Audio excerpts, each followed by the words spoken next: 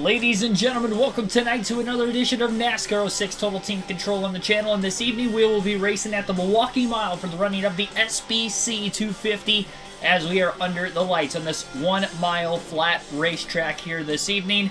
And we are counting down the races in the Busch Series on NASCAR 06 as we have just 6 races to go heading into tonight's action. We don't have a chance to clinch the championship tonight with our driver Kyle Busch, but we can have a good race, try to score as many points as we can, lead as many laps as we can to max out on bonus points. So hopefully maybe in the next race we have a chance to clinch at Michigan next week. Be sure to hit the like button, subscribe for more daily NASCAR content as we get into tonight's live commentary coverage on the video game side. But if you are waiting for the live commentary streams for later this week, as I can't wait either, we will be doing live commentary all throughout Speed Week at Daytona starting Wednesday night with the NASCAR Cup Series Daytona 500 qualifying session. That will start at 8 p.m. Eastern Standard Time. Again, qualifying for the Daytona 500. Live commentary right here on the channel. We'll have a 2-hour stream for you guys from 8 to 10 until they take it to the end of the window. So this is going to be a fun week of racing. We're going to kick it off right here. Honestly, tomorrow night is when we start our Speed Week action at Daytona. We'll have our Daytona 500 for our NASCAR 22 custom schedule season. We'll start that up.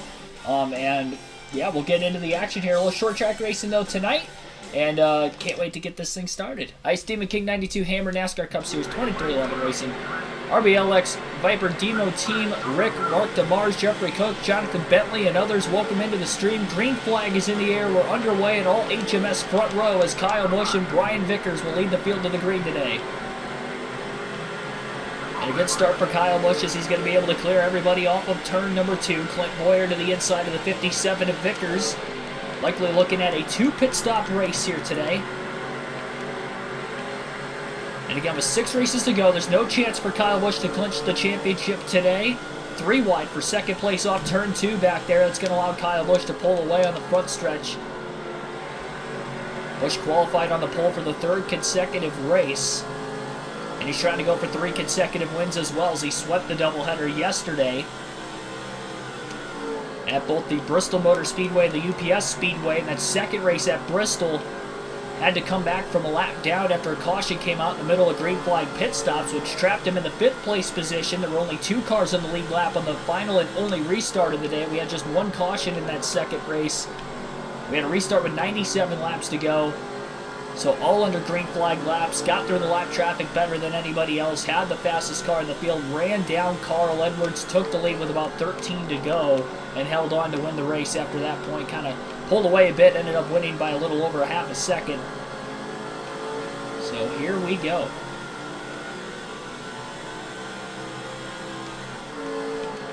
NASCAR Cup Series 2311 racing. Talk about the Eagles losing the Super Bowl. They were my pick to win it.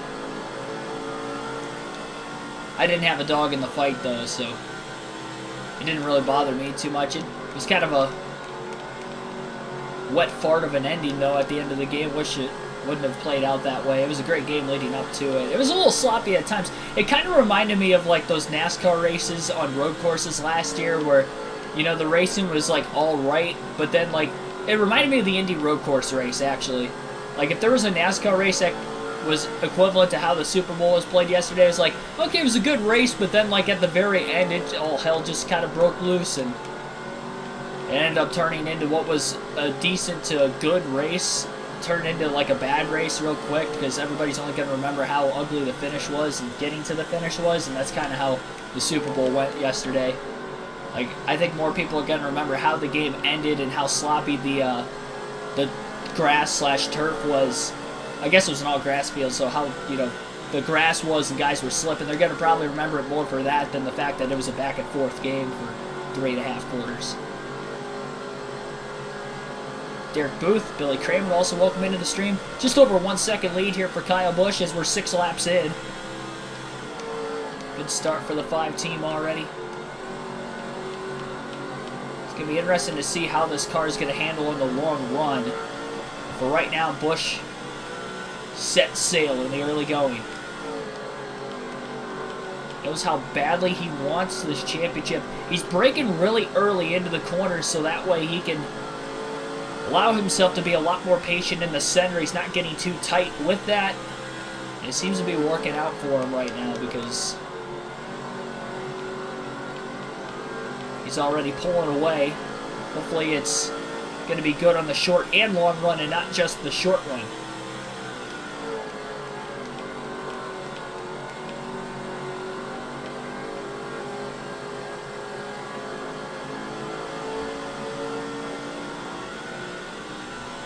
Alternate through the different camera angles in the early going. 27.912 that last lap for Busch. His fastest of the first 8 laps we've ran so far tonight.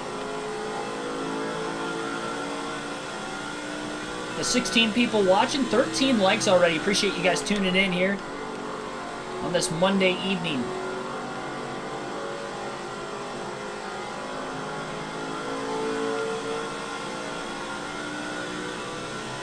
So our Speed Week coverage at Daytona again will start tomorrow night on the channel.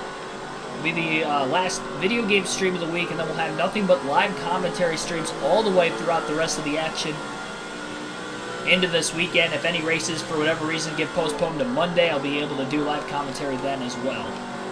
Start my new work schedule tomorrow, so I'll be working Tuesday through Thursdays now, so I'll have Friday, Saturday off to be able to give you guys live commentary for any Truck, Xfinity, and Cup Series races this year. The ones I don't go to, at least.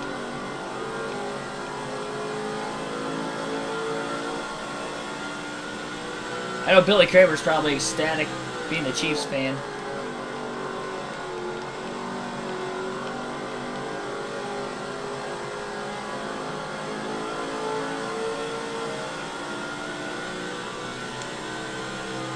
Just over a 2-second lead for Busch.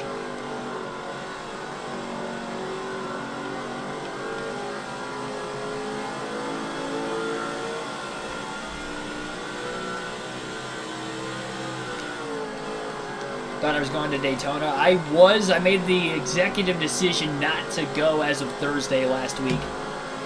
Unfortunately. I've been kind of saying it on the streams throughout the course. I mean, I can't like say it all the way throughout the stream, so if you don't watch the stream from start to finish over the last handful of nights, then you probably wouldn't have known, but I've been trying to announce it a couple times throughout the course of the last few streams. But yeah, as of Thursday last week, I made my final decision on not going. I'm still in the process of trying to, sell my Daytona 500 ticket, because I still actually have the ticket for Sunday's action. I've already got my money back from my Airbnb I was going to stay at for the week. So I got the money back for that. I didn't buy any tickets for the Xfinity Truck or dual races yet. I was going to just do that at the track like I did last year, because they don't sell out usually for those races anyway, so I wasn't too worried about having to get a ticket well in advance for those races. I mean, it sucks. It's kind of a bittersweet, situation, because I do love to do the live commentary streams. I also love going to races in person. I like what I do now with, being able to do both. As much as I would want to go to like every NASCAR race every week, it is fun watching it with you guys and giving you guys my best commentary and showing my skills on full display on the race weekends.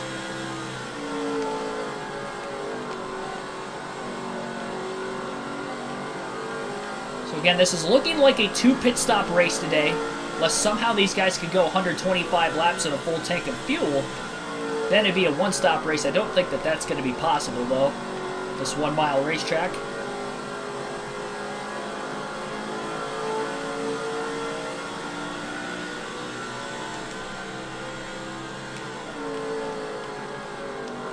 Just over a 2.5-second lead right now for Kyle Busch though. 20 likes already on the stream, and we are just 17 laps in. Appreciate you guys. Smash that like button. We're very close to 3,500 subscribers. We're only 13 away. And honestly, I think we can get there by Wednesday night. I think between tonight, tomorrow, and especially with the live commentary of the Daytona 500 qualifying session on Wednesday, I think we'll get there on Wednesday. If we don't get there beforehand.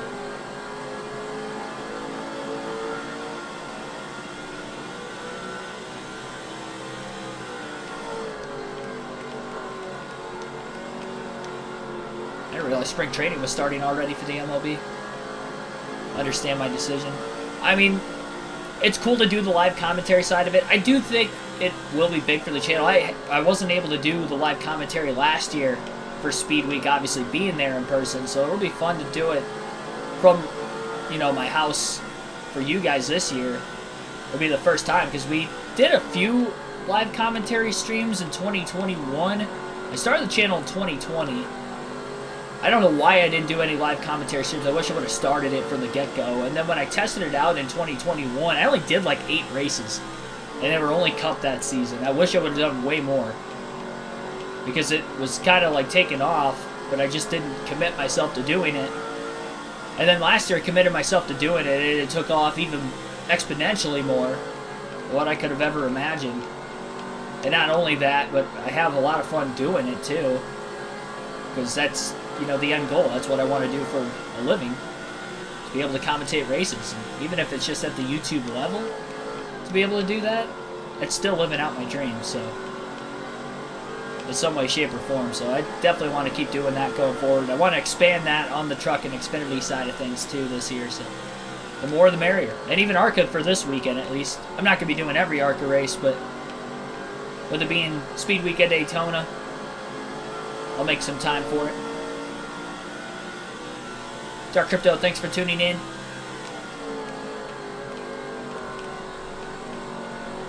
Thoughts on Bubba? Like in general? Or do you get into something else off the track I have no clue of yet?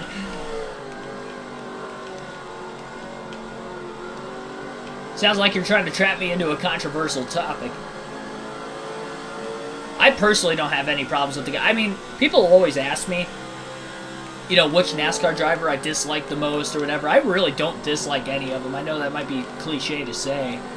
When I was younger, I didn't really like Kyle Busch and Tony Stewart too much, but as I got older, you know, I appreciated their part in the sport, both from a talent aspect and the fact that,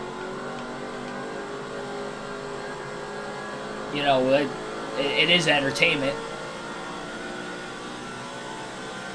As much as people complain about, you know, antics from like Kyle Busch on or off the racetrack, it causes attention to the sport, and it's not an extremely negative, you know, attention from the outside of NASCAR world in the sports media. I mean, I guess it can be at times, like, you know, Kyle Busch wrecking Hornaday or something like that. That's where it looks bad, you know, and that's where obviously Kyle Busch would probably go to say he crossed the line in that situation. This isn't NBC. Yeah, we don't talk about controversy if we don't have to here. No, but just in general, like, I mean, I think he's a, you know, middle of the road driver. I think he is in a justified position this far into his Cup career to say that he is reasonably in the Cup Series. And yes, he does have extra funding, which obviously helps. But he is taking, you know, a small step forward from year to year to year. I don't think he's ever had a year where he's regressed. Not that I can think of from year to year. Some guys are able to, the elite, or the drivers that are going to compete for championships, those are the ones that take the giant steps forward. Like a Chase Elliott from, you know, 2017 to 2018 on. Or, you know, Kyle Larson when he went from Chip Ganassi to Hendrick Motorsports. Even Ryan Blaney going from 1 win a season, even though he was making deep playoff runs, going up to 3 wins a season. And even last year, even though he didn't win any races, he was one of the top 3 drivers when it came to consistency all season. So, you know, those instances, you know, those are drivers that can compete for championships. Not Ross Chastain last year, too. So I don't think Bubba Wallace is going to be like a championship, you know, competitive driver unless he takes that giant step forward, which I don't see it happening, personally. I don't think he's going to be a guy that's going to win more than 2 or 3 races a year at max when he's in his prime. Because I don't think he's in his prime yet, but at the same time, he's in his late 20s, if I'm not mistaken. So he is getting to that point where, you know, we're about to see what is his full potential. I don't think we've seen his full potential yet, but we've seen glances of it. I could see him being, from a consistency standpoint, like an Eric Almirola, honestly. I think the difference between him and Almirola is Bubba Wallace is getting much younger. He's getting in the Cup Series at a much younger age, which is going to help him get more wins versus Eric Almirola took a long time to get into a competitive ride. I mean, Eric Almirola didn't get into a competitive ride until 2018 when he was in his mid-30s. You know, Bubba Wallace was able to get into a competitive ride as of last season, so in his mid to late 20s. So I think he'll have more of a capability of getting more career wins, but from like a talent aspect, a pure driving talent aspect, I could put him on the same line as that, or maybe like a Casey Kane in the NASCAR world side of things. You know, I could see him being someone like that. I don't see him being somebody that can compete for a championship, but maybe he'll have a season or two throughout his career where he'll win 2 or 3 races. I could see that happening. Wait, thanks for tuning in. Yep, this is my Hendrick Zetterberg jersey. I was playing Chell earlier today, so I was kind of in the mood for hockey. Plus, they're coming out of their All-Star break soon. Or have already, I guess. Philip Moore, Patrick Chatterley, also welcome into the stream.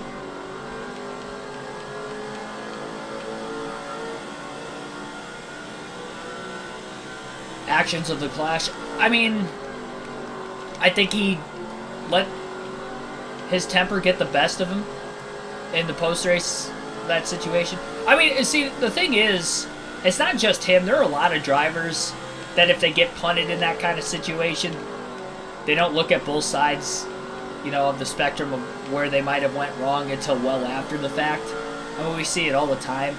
Sometimes guys own up to it right away, but most of the time it's not the case.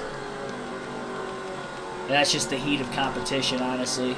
But if you were to sit him down like 2 days after the fact and asked him what and showed him the footage of what went down, I think, you know, most people would say where they weren't wrong, or were wrong, I guess, in that situation. He definitely leaned on him for a couple corners. Now, I will say, like, Austin Dillon leaned on him for a couple laps in a row, so that's why he leaned on him going back. I thought it was just a racing deal, honestly, and Austin Dillon decided to just end it right there. He didn't want to deal with it anymore, because honestly, you know, if Dillon would have gotten back into him, did the same thing that, you know, Bubba did to him and that he did to Bubba, Bubba might have wrecked him, so Dillon was trying to beat him to the jump, I think, in that situation. I think it's just, honestly, as Joey Logano would say, it was short track racing. Like, there wasn't really anything much more to it. You see it on short tracks all the time. You kind of come to expect that to happen every couple short track races. It happened there. It was a racing deal. I'm curious to see if it's going to go beyond that. I don't think it will, but you never know. I didn't think the Kevin Harvick Chase Elliott situation was going to go anywhere past Bristol, and Harvick took it to another level. You know, maybe that could happen for Bubba Wallace. I will say the reason why I think it's even more unlikely to have that happen versus what happened between Elliott and Harvick a couple years ago is the fact that Wallace did get suspended for retaliation at some point last year. So you would think that that would have, you know, calmed his nerves down, at least for future reference, to go out there and just dump Austin Dillon at any given time. I don't think he's going to do that. I think he knows that, you know, there is a possibility of him sitting out a full race if he deliberately does that, especially at another intermediate. So I don't think you can only make that mistake once and get him, and he didn't even get away with it the first time, but you can only make that mistake, you know, one time and pay the consequences for it. You do it a second time, and it starts to look even worse than what it did the first time. I think he knows that.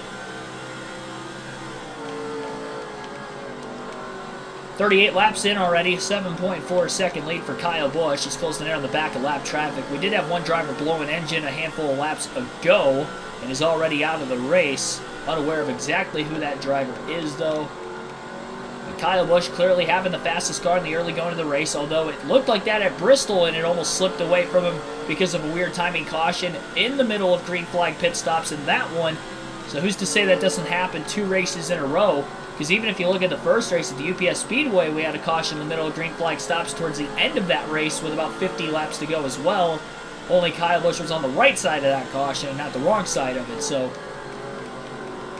we've been seeing that a lot, or at least the last couple Busch races we've seen it. It could happen 3 times in a row, you just never know.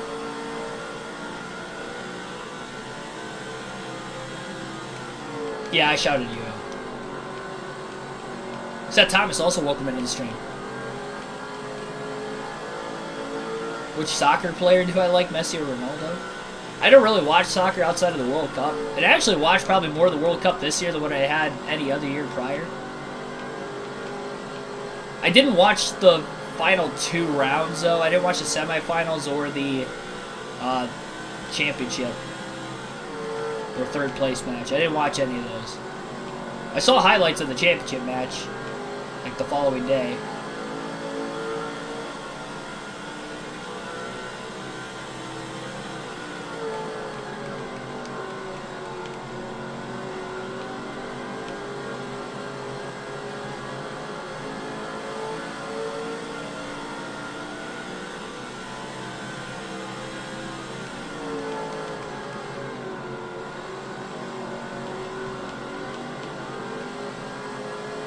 So this is going to be the first time we're going to see Kyle Busch's car in traffic. Hoping to make some clean passes. He's going to have to be smart with it. He's got an 8-second lead. No need to really have to push the issue at all here. Into the inside of the 56. Give him a lot of room. Turns 1 and 2, pretty treacherous on entry if you try to really dive it in when you're side by side. If a car on the outside really tries to pinch you off, it is very likely that you could potentially get into that inside retaining wall, which is where the pit exit wall, or really is the pit exit wall, on the inside of the racetrack. We've seen accidents because of that in the past. Curious to see if we end up seeing anything like that today.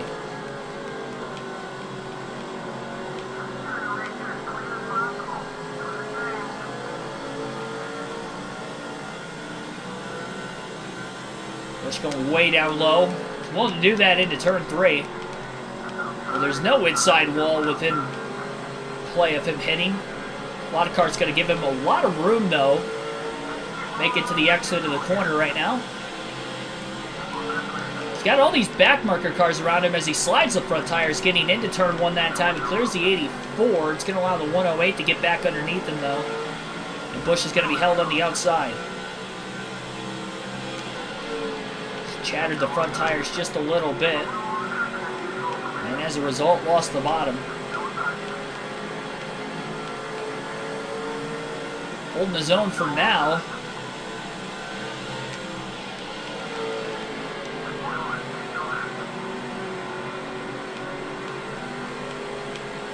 The weight car's going to clear him.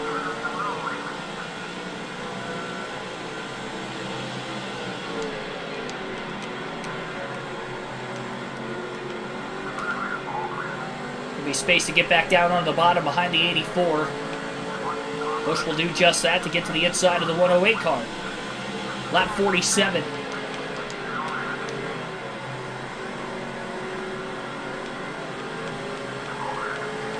Yeah, I went through, when I actually went to Road America, I stayed in Milwaukee. It was pretty close to the Brewers Stadium, where I ended up staying. But I remember seeing signs for the Milwaukee Mile, like on the highway. Can't remember what highway it was exactly, but closer to inner city.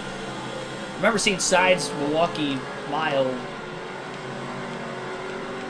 but I didn't actually see the track.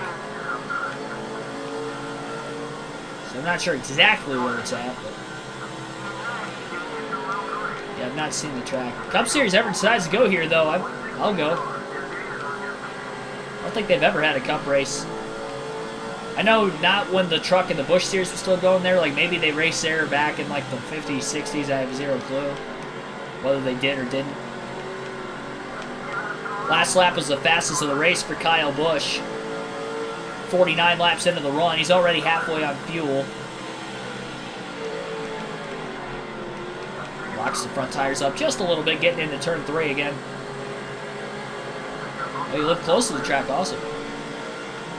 You going to the truck race later this year, then?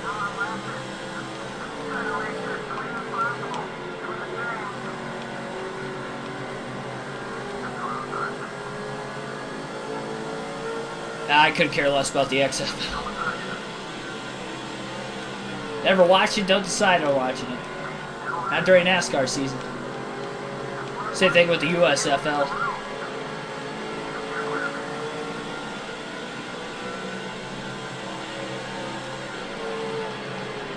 As of yesterday, it was the end of football season for me. So I'm sure it was for a lot of people.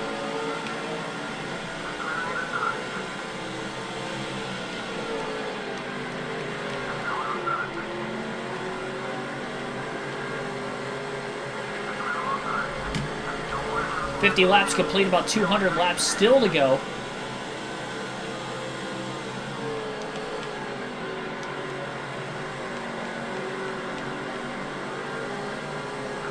Busch to the inside of the 119. No contact there. Pretty close, though. Side drafts him quite a bit. Right off the exit of your corner. A lot of room. Down on the bottom lane, the 184. Got to give Kyle Busch plenty of room as well. Hasn't grown the lead out too much since getting into lap traffic. He's going to have clean air here in a little bit. There we go. Now he'll have a little bit, then he'll catch one car and then have another pretty big size gap before he catches anybody else. Quite a few cars a lap down. Those are all drivers that got held up behind whoever it was that blew an engine about 30 laps into the race. That's why Kyle Busch caught those cars as quickly as he did about 40 laps into the run. Now he's got through them all in the span of about 13 to 14 laps, and he's going to have a big break before he catches another pack of cars like he just did in lap traffic. And they may even be more spaced out by the time he gets to them. Highway 94, that makes sense. I remember that number now that you stated. I've only been to Wisconsin that one time, so that's why I wasn't familiar with the highway numbers.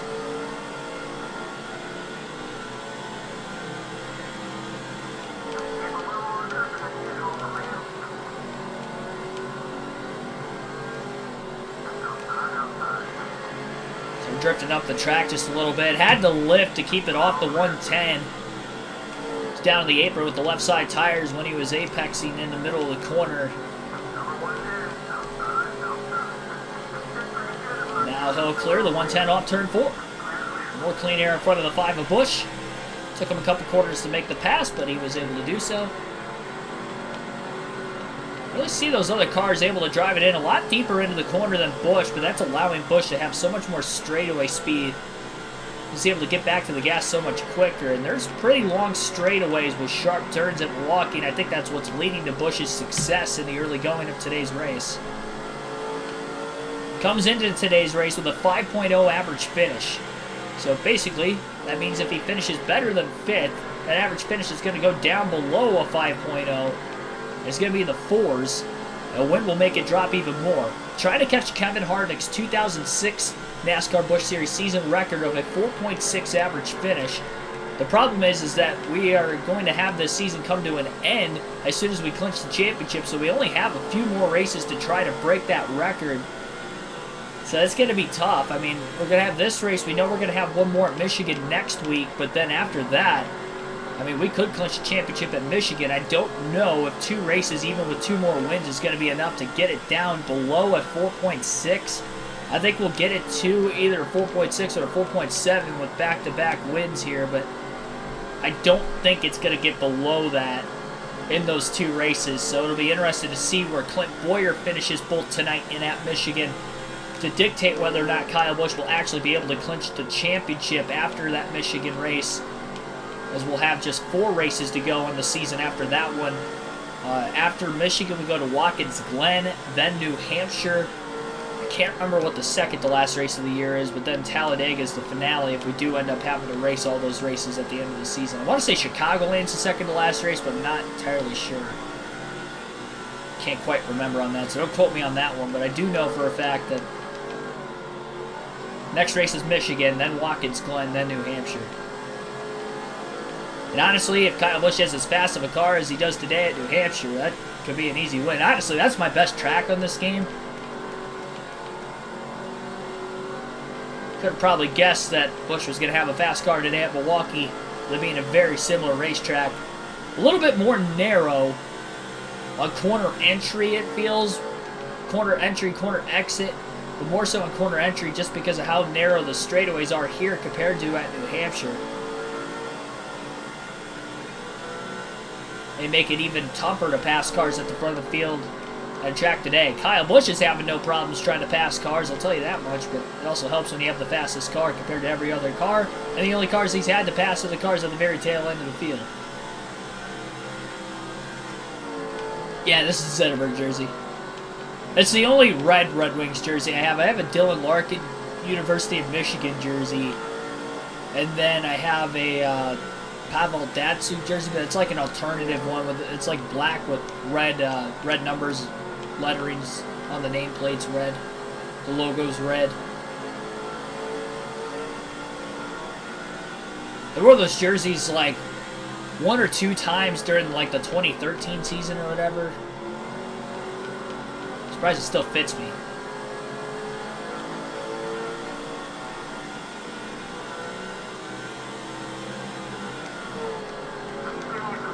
Yeah, it felt weird when I was putting Craftsman Truck Series into the live commentary schedule for the week. It made me think like I was putting in another video game live stream for Friday night when it wasn't the case.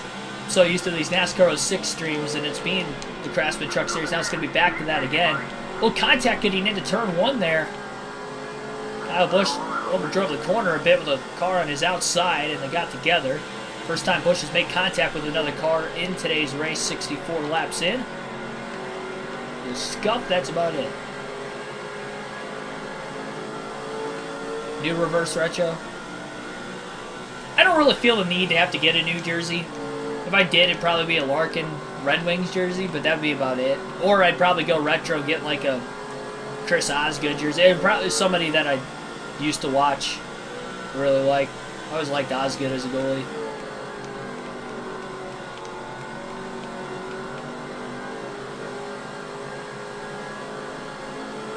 I'd consider a Bertuzzi jersey also, but I don't know if he's going to actually be there long term.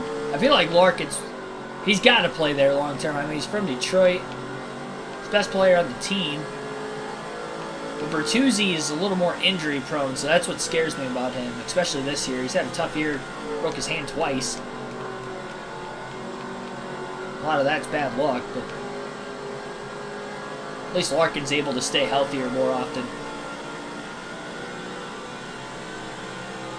The captain. You can't trade your captain. I mean, I know it's happened before, but other teams.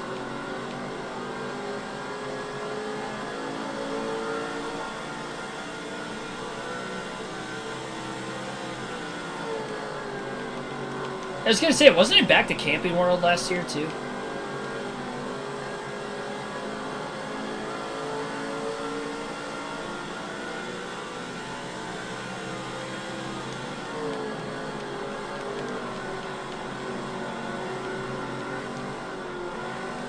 Yeah, I usually try to go for guys that I think are going to play there a long time. Which bummed me out about the Pistons trading Andre Drummond when they did. I had those jerseys for a while. And I literally just got another, like their Motor City jersey from whatever year it was they traded in. It was at the start of the season. Or, well, I might have gotten it like the year before, now that I think about it.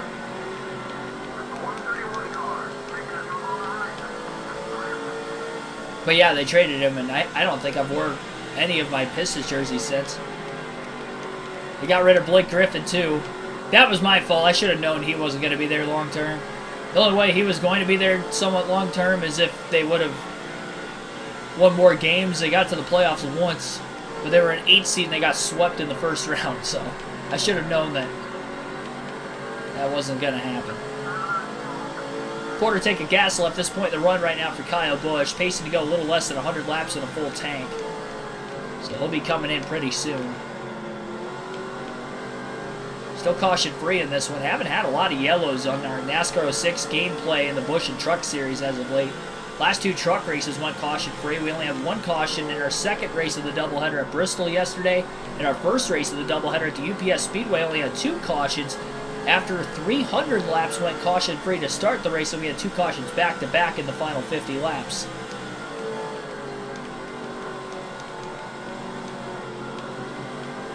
Trying to keep track position as much as possible if you are Kyle Busch. Just eclipsed the 2,000 laps lead mark in yesterday's race.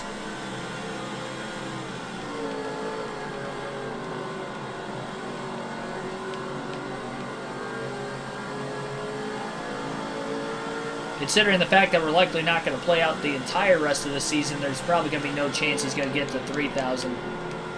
Even if he dominates like he has done so far today and did for most of the 2 races yesterday. He led the most laps in both.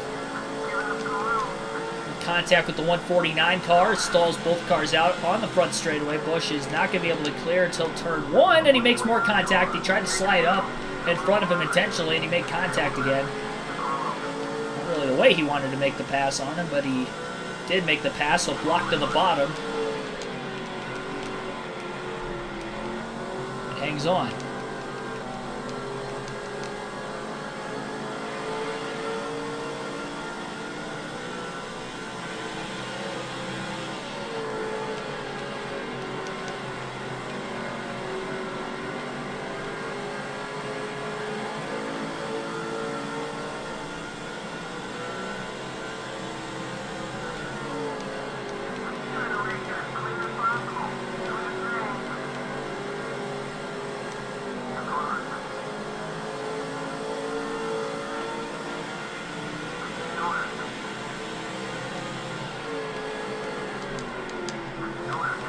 A lot more brakes into the corner that time, and noticing he's getting a lot tighter on corner entry. So it's kind of hard to stay off of cars that are on his outside if he's side by side going into a corner. That's why he has made contact more over the last handful of laps. After not making any contact on the first 64 laps, he's probably made contact 3 or 4 times already with cars just over the last dozen laps alone.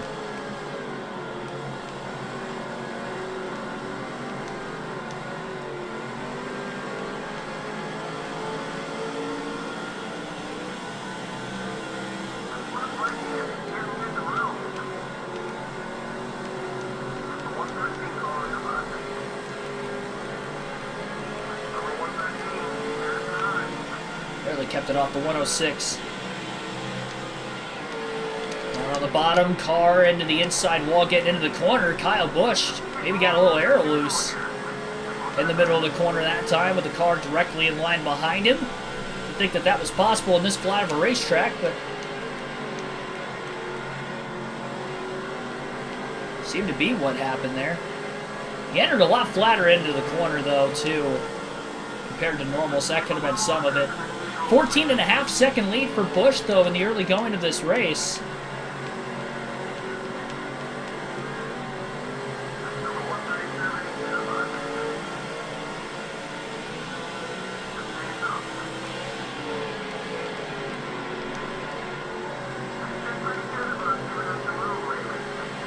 Chatted the front tires a little bit, getting into 3 and 4 that time. He is still able to keep it off the 103 car to his outside on the exit of turn 4.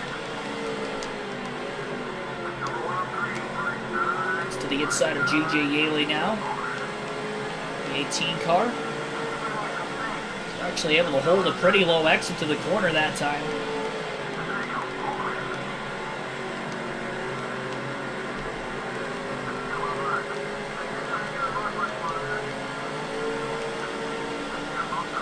Busch blocking down to the front straightaway. Probably didn't have to go all the way down there. He thought the 152 had a much bigger run than he did on the front straightaway. An eighth of a tank of fuel left. This point in the run, we're getting very close to our first pit stop of the day.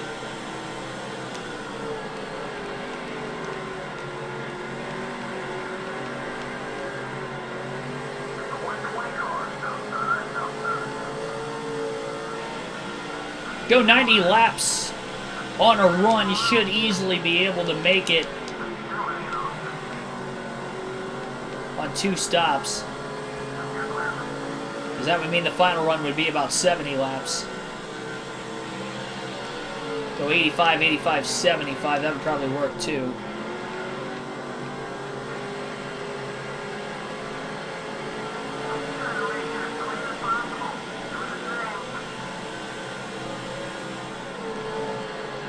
I guess really it'd be about 85, 85, 80 if we were to do it that way. Oh, well, we got a caution. It's going to be weird. Our first yellow of the day at lap 82. As we have a car spinning and crashing in turns 3 and 4. Brian Vickers also involved as he piled right into the back of the 84 car, who lost control in the middle of the corner. Just slipped out from underneath them. Old tires, end of a tire stint.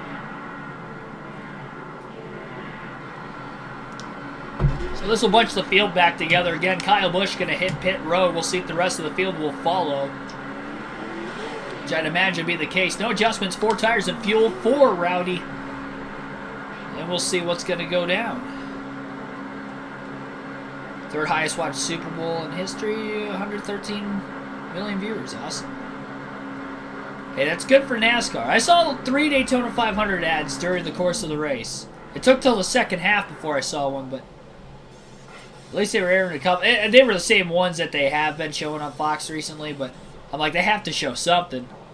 The race being next week. And it's on Fox, too. Hopefully that'll tune more people in, hopefully. Brian Vickers, very close to... Oh, we got a wreck off of pit road. Tony Stewart.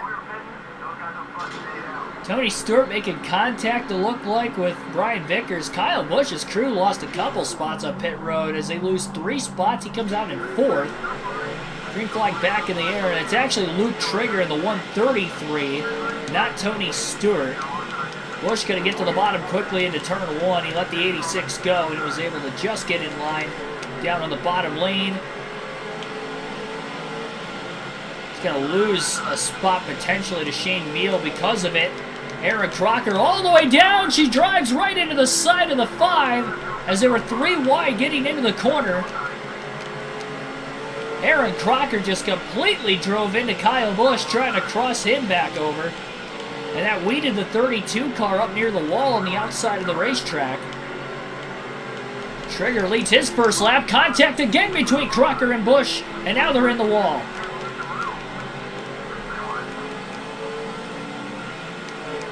And now Busch is losing a lot of track position as he continues to get weeded out of line, and he's back to 10th. And a lot of lap cars between himself and the lead all of a sudden. So that bad pit stop put Busch back in traffic. He was able to get to the bottom pretty nicely. Had a good restart initially for himself. Power slides his way into turn 1 as he's 3 wide. Gets 1 spot back. Gets by another lap car to move up to 9th as well.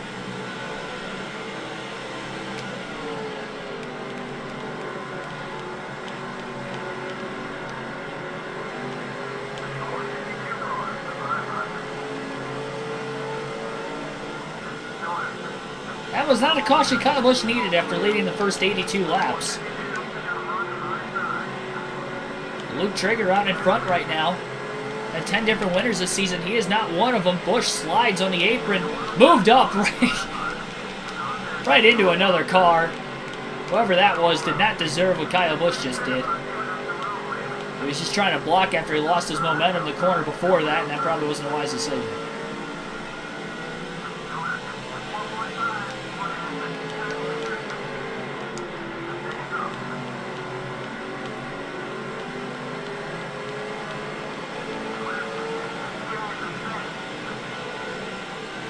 Take a little bit for Kyle Busch could even challenge for the lead again.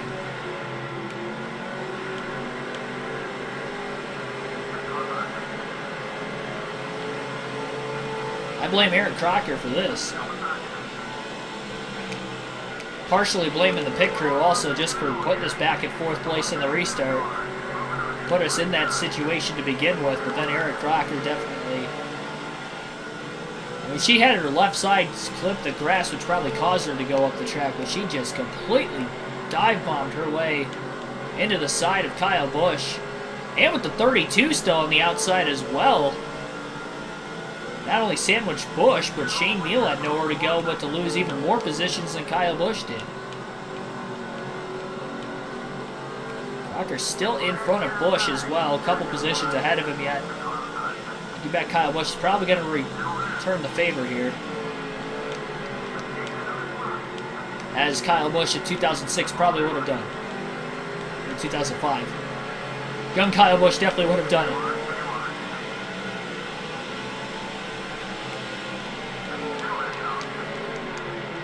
I mean, even now he'd probably do it. Get back to 7th, passing Kenny Walls for position through turns 1 and 2 that time. Right behind Eric Crocker, getting in to the corner here. Knocking her up the racetrack and into the wall. Little payback. Kyle Busch tags Aaron Crocker. Crocker's going to lose a few positions. She drops back to 9th or 10th now herself. As Busch knocked her up into the outside wall. Don't take knock her up out of context. That's not what I meant. Maybe not the right choice of wording there. I didn't realize what I said until like immediately after I said it.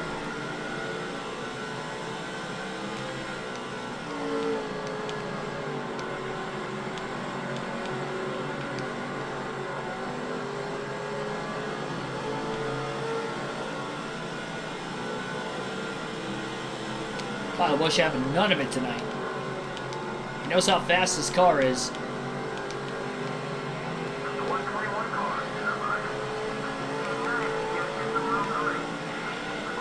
Now he's back in the top 5 as he passes one of the fantasy drivers for position, and now that fantasy driver gets back into him. We're having some tempers here at the Milwaukee Mile today.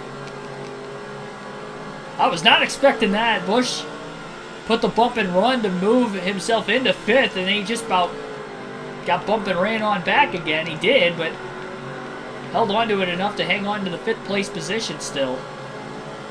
120 car, John Hamilton's the next one in front of him. Alternate through the different camera angles for the second and final time in today's race now.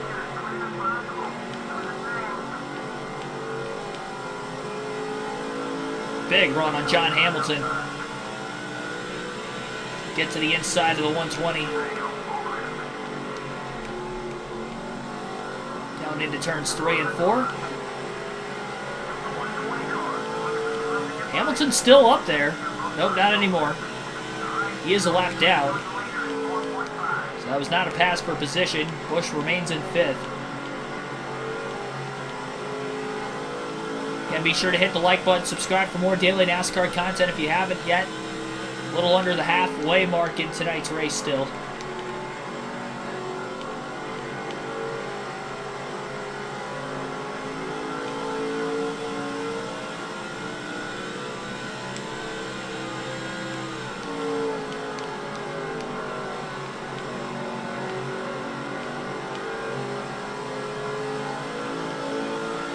Lots of some Trucking LLC. Thanks for tuning in.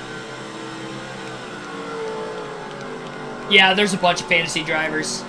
There's a couple fantasy drivers with double-digit numbers that aren't used by anybody that would have actually been in the Busch Series at this time, but most of the cars that are fantasy drivers are triple-digit numbers. There's 41 guys in the Cup Series in this game out of the 43 in the field, so there's only 2 fantasy drivers every Cup race that rotate out. But in the Busch and the Truck Series especially, you see a lot more. Because not all the Cup guys that run Busch Series run every single race. So that has a lot to do with it. Side by side for 4th between Kyle Busch, Bobby Labonte. Busch makes a clean pass on the inside lane through turns 1 and 2. 2.2 second lead. Got 23 likes so already. See if we can get that to 40 by the end of the race. We're on pace for it. Well on pace for it. Probably on pace for 50 right about now, honestly. That was Busch's fastest lap. 22.792 that last lap. Gets to the inside of J.J. Yaley in the 18 car.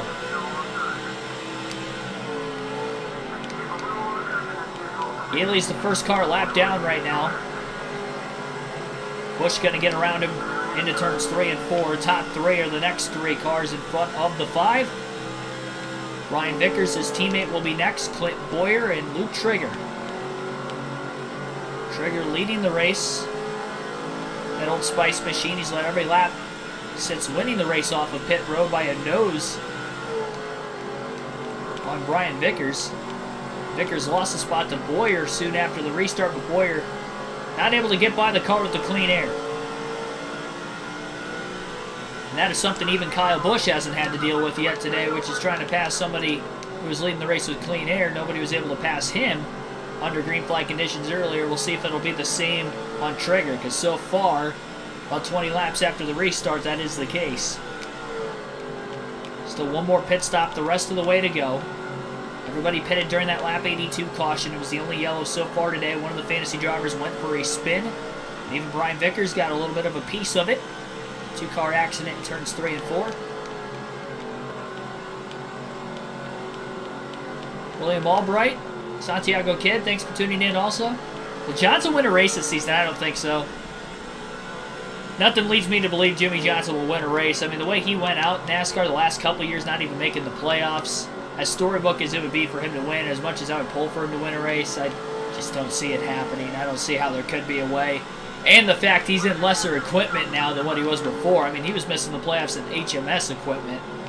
And now he's, you know, basically going to have the same equipment Eric Jones had last year. Sure, Eric Jones went on to win a race last season, but at the same time, you know, Eric Jones now I'd probably rely on better than Jimmy Johnson to win a race. This isn't the Jimmy Johnson, 7-time champion Jimmy Johnson. I mean, it is technically the same guy, but from a talent perspective, it's not the same guy that was winning all those titles in the late 2000s and the early 2010s. Early to mid-2010s. And Jimmy Johnson is unfortunately long gone.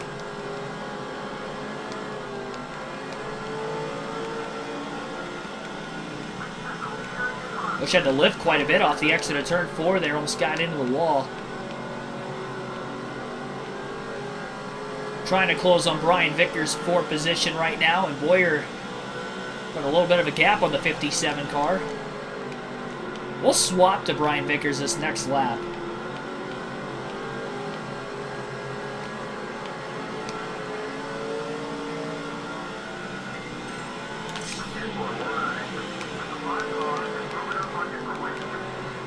Busch overdrives turns 1 and 2 that time. Vickers getting the power down in the middle of the corners. He closes back on Boyer. Busch lost a lot of time.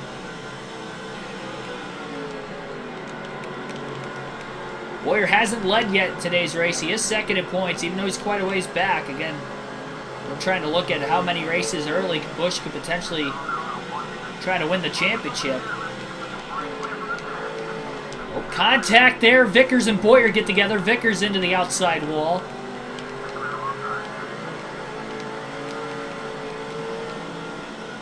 Trigger going to pull away slightly. Busch trying to reel the 2 and the 57 back in. No, this is just a PS2. No emulator. Use OBS to stream. Vickers to the outside of the 2. See if Busch can try to reel these guys back in a little bit more. Gains a lot, turns 1 and 2 with them battling. Trigger's definitely getting away. We'll go back to Brian Vickers again. For a handful of laps here, Vickers overdrives the corner. Got in a little too hot.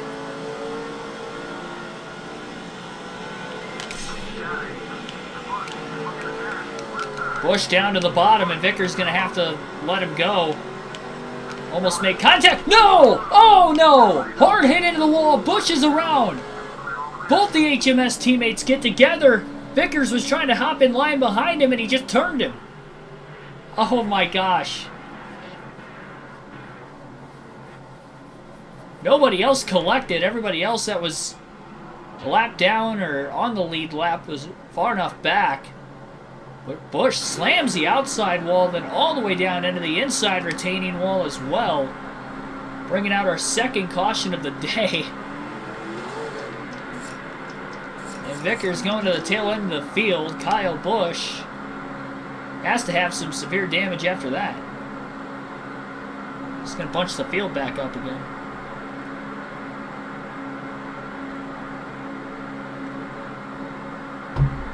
That was not ideal.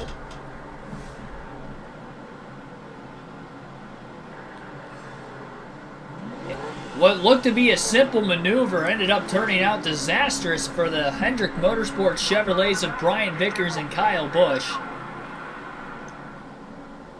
Vickers was trying to give him room to get around him, and then he was just going to dive in line right back behind him, and he ended up hooking him right in the middle of the corner. Green flag back in the air. Trigger will restart in the lead again. Vicker's going to get to the bottom pretty quickly here into turns 1 and 2, but he overdrives the corner, and now he's up on the outside. He's back in the 20th place position. Last car in the lead lap.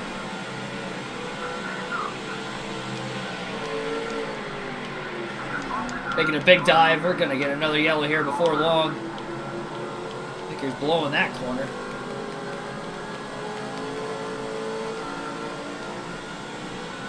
Trigger leads the opening lap following the restarters. We're close to the halfway mark in today's race. We'll have a trivia question at that point.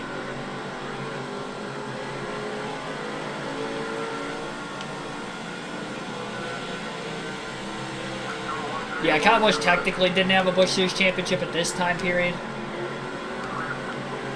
But we're trying to win his first, trying to get him another by the end of his career on a technicality.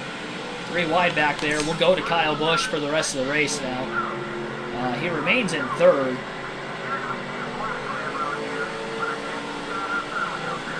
And I'd have to imagine it is going to be pretty tough to get to the lead. It's been tough to pass the cars for position in the top 5, as we saw between Vickers and Kyle Busch moments ago. And now Busch has some damage on his race car, which can't be helping him that much more either.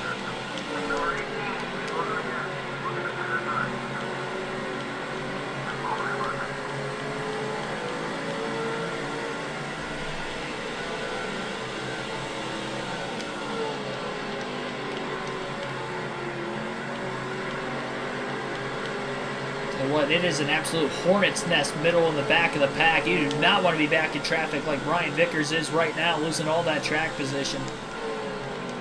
Bowyer scrapes the inside wall, going to go wide now in the middle of the corner. Busch able to get the car to turn low off the exit, gets underneath the 2. Side by side for 2nd place down into turns 3 and 4. Bowyer going to try to hold the 5 car pretty tightly. But Busch is going to complete the pass for 2nd.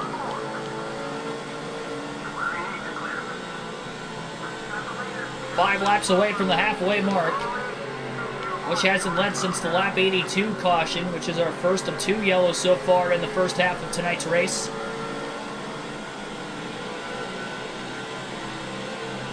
And now the hardest thing to do is going to be trying to pass the guy with the clean air, and that is Luke Trigger in this 133 car.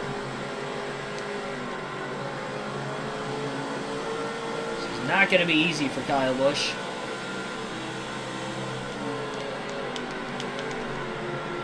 Loose in that time. I have to imagine the damage on his car is not going to help him.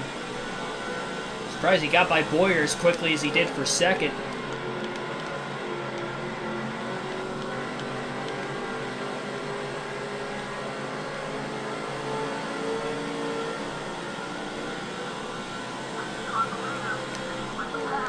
Trigger's already led for about 40 laps. He's trying to catch up to Kyle Busch for the laps led. Most laps led.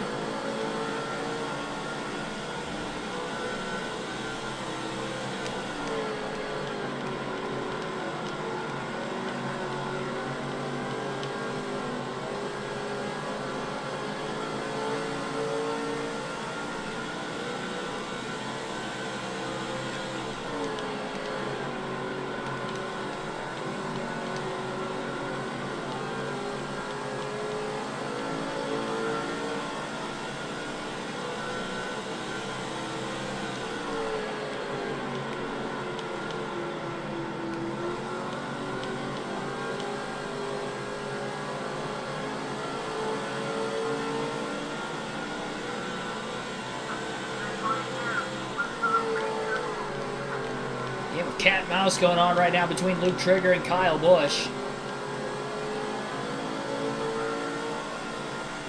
Busch unable to really get to the back bumper of this 133.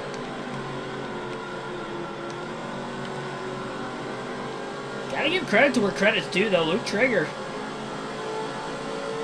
being an absolute dog on the racetrack right now, halfway home.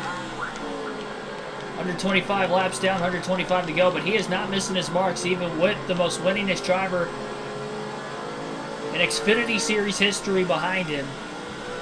And the guy who is more than likely going to win this championship this season.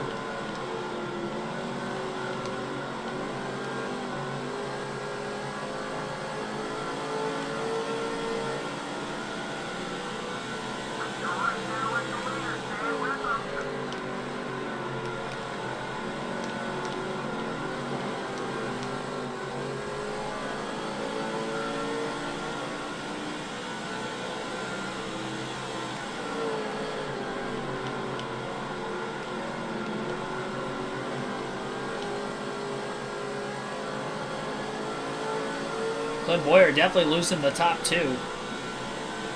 The pace is pretty good. Trigger and Busch. You have to imagine if Busch could get to the open, he's going to be pretty fast again.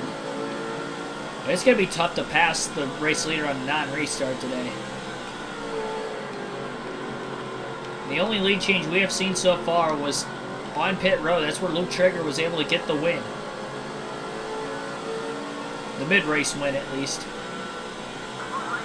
Kyle Busch's pit crew are going to have to pick it up if we have any more pit stops today. Which, well, we know we're going to get one more pit stop. But if it's under caution, they're really going to have to pick it up. Because he had such a big lead. If we would have gotten a green flag pit stops, he had a 14-second lead built up. He wasn't going to lose the lead, even if he had a slow stop. He stayed out longer than everybody else. Now these guys really going to have to stretch this run out, though, because of only going 82 laps on that first run. Had a couple cautions to try to save a little bit of fuel.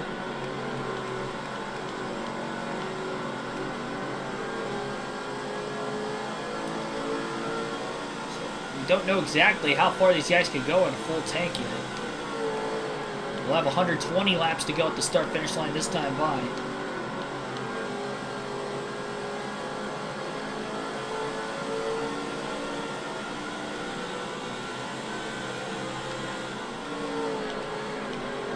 Honestly, I think any chance Kyle Busch has to get to the back bumper of the 133, he's going to have to do it, because I don't know if he's going to be able to make a pass on him cleanly. So he's not even able to really get enough of a run on him to get to him in the first place anyway.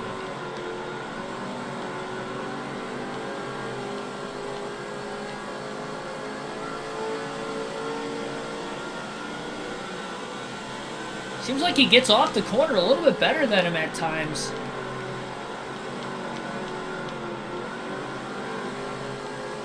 But for whatever reason, still doesn't have the straightaway speed to be able to actually keep up with him.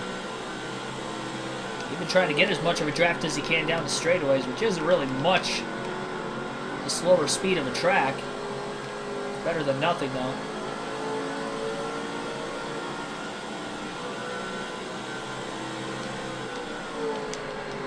.27.8. I mean, Busch has ran 27.7s at times in this race.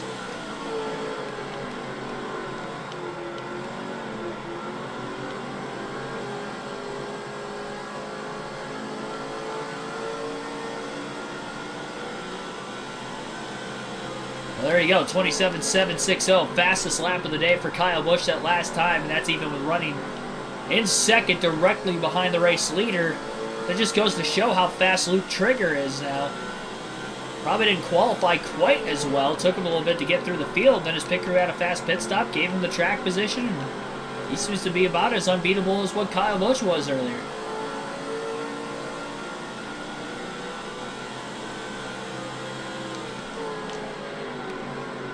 As Randy Savage would say, the cream of the crop rises to the top.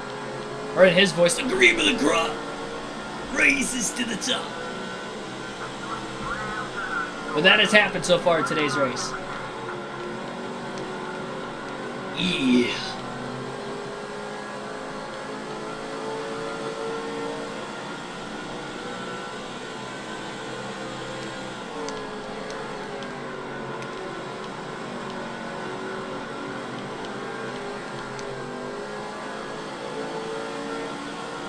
It seemed like when Busch is trying to get off the exit of the corner a little bit lower to try to get a run, to get to the inside of Trigger. Trigger kind of able to play a little bit of defense. This car's handling really well. He's able to get a little bit lower of an exit as well if he needs to keep Busch in his rear view.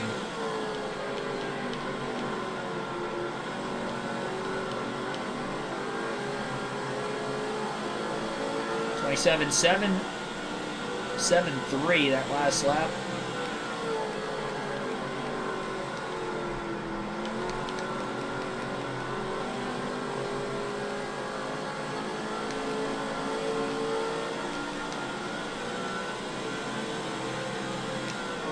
.772, picked up 1,000th of a second.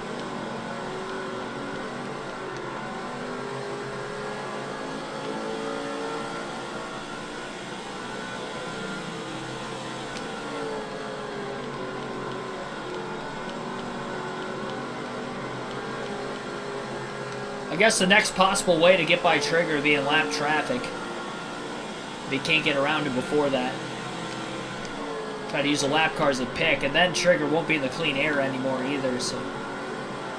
Seems to be the difference maker right now. That clean air versus the dirty air. Busch would like to get around him cleanly.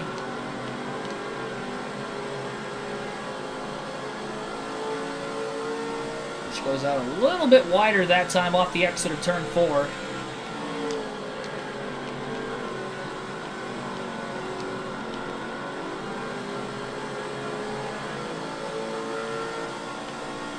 Trigger's almost led 60 laps. A little over 20 laps away from leading as many laps as Kyle Busch has led. Busch definitely wants to get around him quickly here.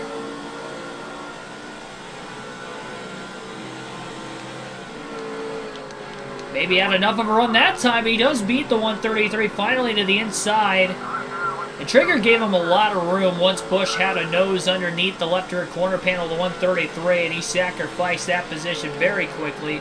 But now looking to cross Busch back over. Almost to the inside of the 5, not quite able to get there. Busch gonna race him clean right back if he gets a chance. Kyle Busch will make that an official lead change at the line that time. Trigger almost pulled off the crossover. That's probably why he went as wide as he did in the middle of 1 and 2 to try to cut back underneath. Same move Vickers was going to try to do to Busch earlier, but ended up not working out for him. And it didn't work out for Trigger there, but at least he was able to keep it clean. So he'll remain in second place, and Kyle's slowly pulling away, already out to a half a second lead, just 2 laps after taking the lead, and now just ran his fastest lap of the day of a 27.702. So now that he's in the clean air, he's running even faster than what he was when he was running his fastest laps of the race right behind the 133 car.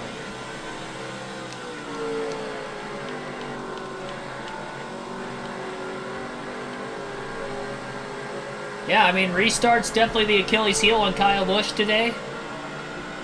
And maybe the pit crew as well, so the longer the green flag runs, the better chance Kyle Busch is going to have of winning this race. And the more cautions we get, the less likely he's going to be trying to win this thing, it appears. As of right now, at least, that would be the case. Not going to have as big of a lead when he gets to lap traffic. He had about an 8.5 second lead when he got to lap traffic the first time in the race, right around lap 40.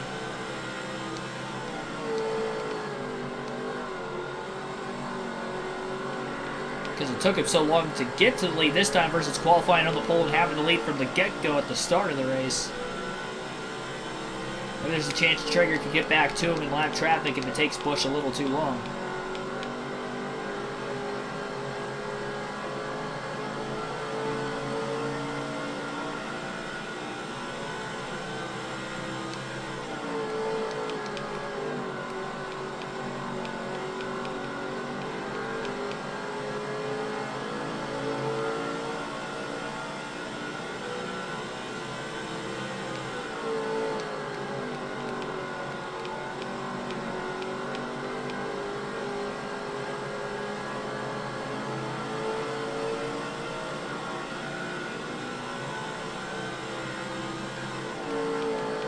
Just over 100 laps to go at this point in the race right now.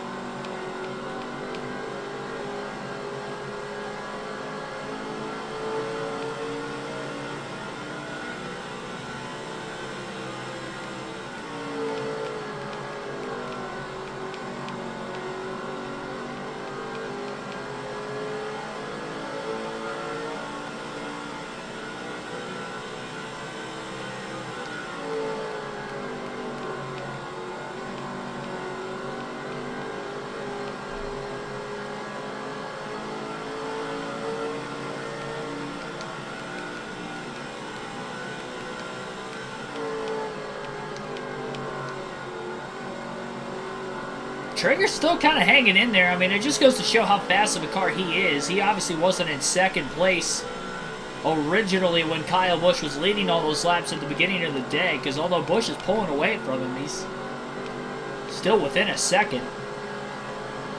I think it's fair to say Busch clearly has the fastest car, but it's not that wide of a fastest car compared to the 133 versus literally everybody else in the field. So if there's one person that can contend for the win, it would be Luke Traeger over Kyle Busch.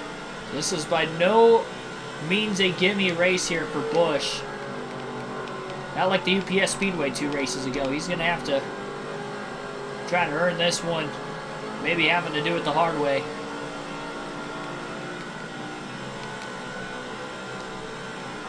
Got 99 laps to go. Field window is about open to be able to make it on field to the end of the race. I'm sure we'll see some drivers pit as soon as that window does open. Busch is going to try to go as far as he can before pitting, just in case we get another caution in today's race.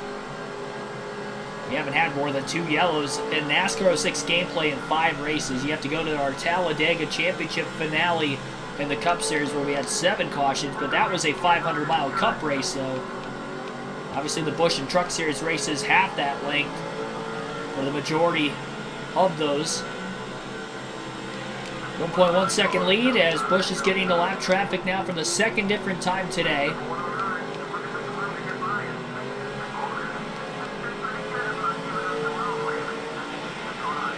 And he's doing what he can to get by these guys as soon as he possibly can.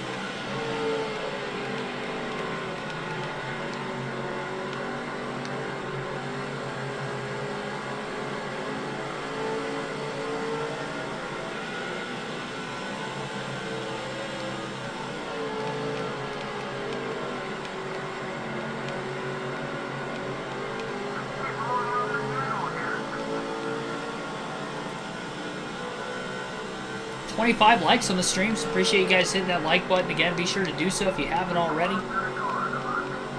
Daily NASCAR content. 2-second lead now for Kyle Busch as he's getting through lap traffic. It has allowed him to open up the lead a lot more over the last 7 or 8 laps. Over Luke Traeger, who is in second place. Traeger not getting through the lap traffic nearly as quick as Kyle Busch.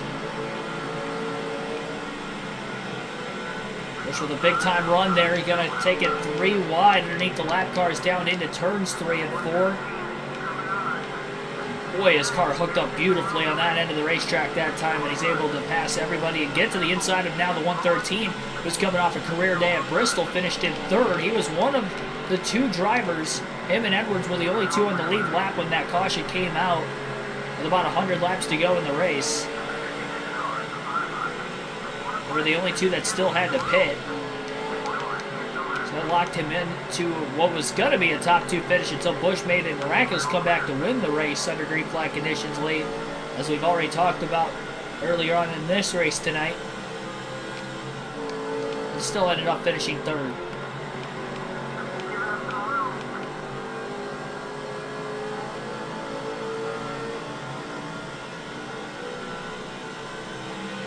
Now quickly a 3-second lead. He pulled away 1 second over second place just in the last, what, 4 laps, 5 laps almost? Lap traffic definitely a difference maker in a better way for Kyle Busch.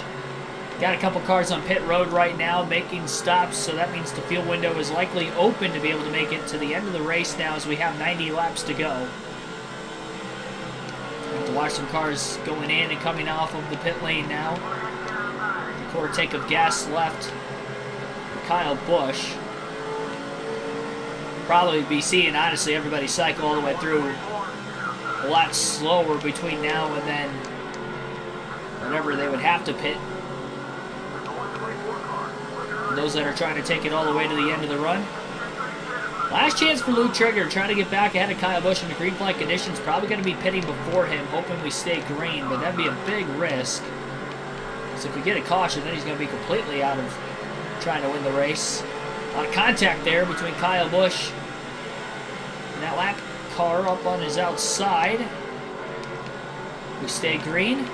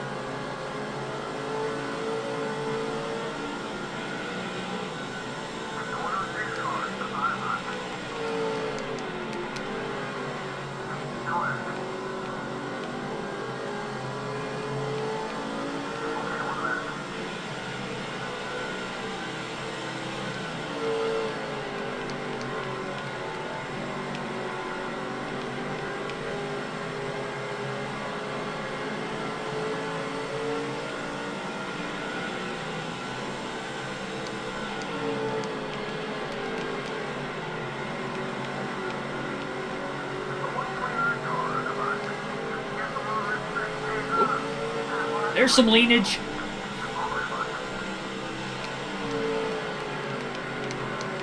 I thought that car was going to try to get back after Busch. He drove it in pretty hot going into turn 3 on the inside lane. Almost got back into the left rear quarter panel of the 5 car, but not quite. Down to 85 laps to go at the Milwaukee Mile tonight.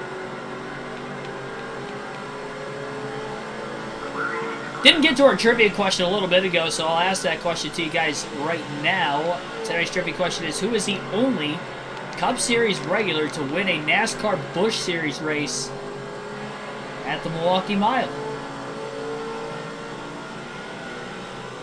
May or may not have been the Busch Series at the time of him winning, so rephrase the question and say, who is the only Xfinity Series Milwaukee Mile winner that happened to be a Cup Series regular the season that they had won at the Milwaukee Mile. Season or seasons.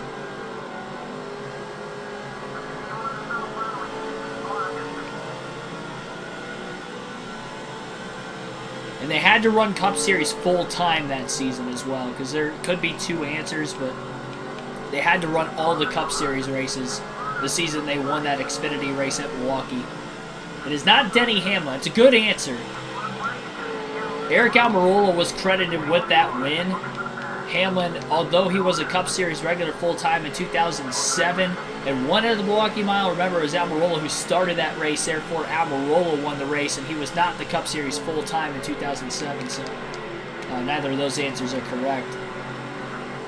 That's a good guess, though.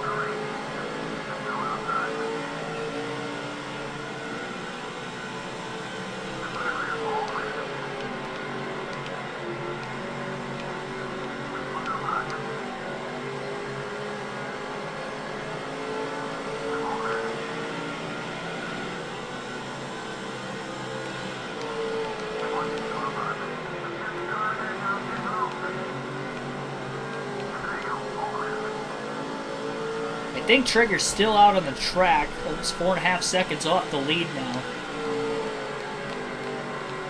I do believe he is still out there.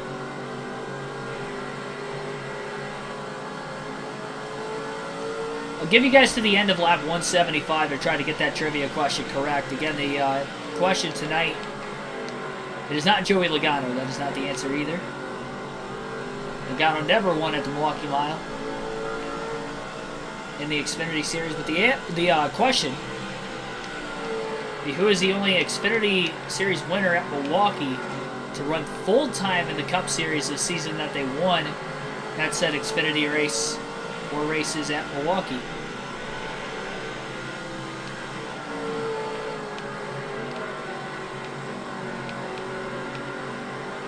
It's not Kyle Busch. He never won an Xfinity race at Milwaukee. Believe it or not. So we're actually trying to rewrite history today. We're trying to get Busch's first win at the track. And only.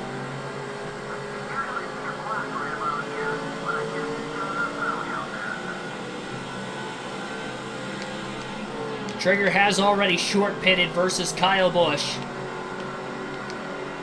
Busch down on the bottom, trying to go 3 wide under some cars to his outside.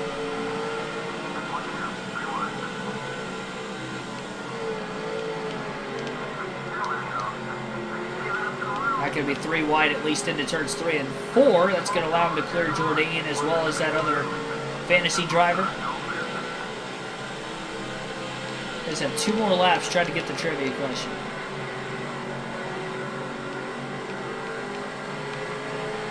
NASCAR Cup Series 2311 Racing has got the question correct with the second answer. Carl Edwards is the only driver in NASCAR history to run full-time, run every race in the Cup Series, and win in the Xfinity Series at Milwaukee. He actually did that twice. Did it in 2008 and 2009. He's the only driver to do it once, and he actually did it back-to-back years.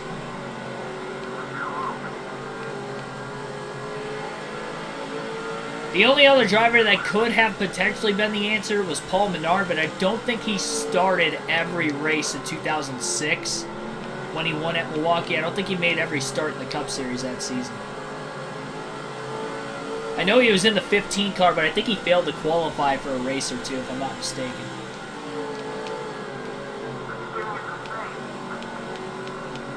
For DEI.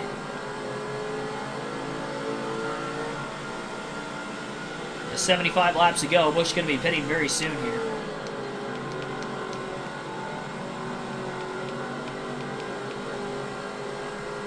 Curious as to where exactly Brian Vickers is in the running order right now after having his issues earlier.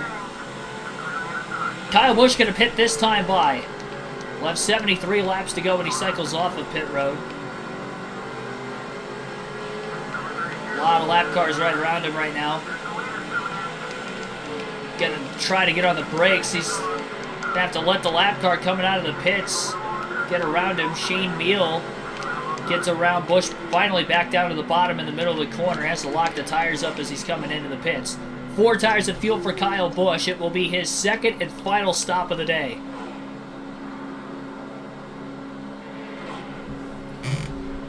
I'll look up Paul Menard on Racing Reference just to see if he did miss. I thought I remembered him failing to qualify.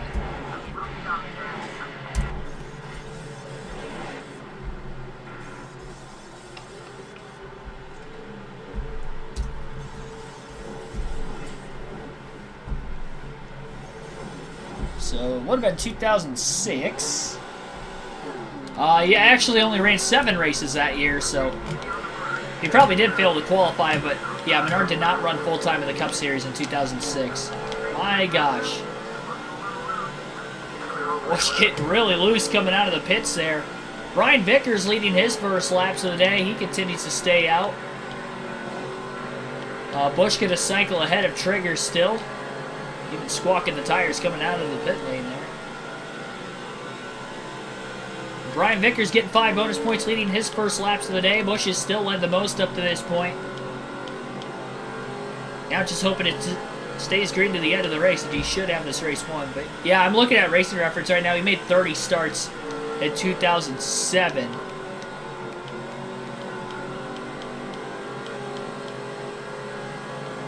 Failed to qualify 3 times in 2006. And then in 2007, which is what I was thinking of, he did run full-time. He failed to qualify for 6 races. He ran 30. So he tried to attempt to run the full season, which is what I was thinking of, but he failed to qualify for 6 of them. I was thinking that was 2006, not 2007. I had my years mixed up. I think it was in the same car, though. I think he drove the 15 both years for DEI. if my memory serves me correctly.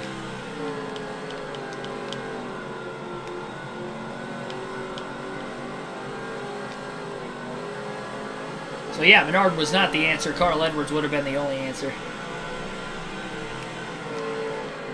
And Greg Biffle made some starts in 2002 in the Cup Series when he won at Milwaukee, but he didn't run the full season.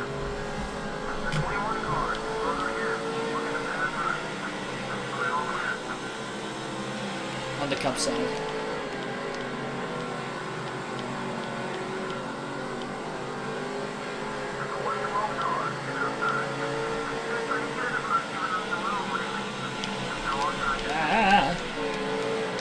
Hung up on the middle of a straightaway on the car. Or outside the 112. George.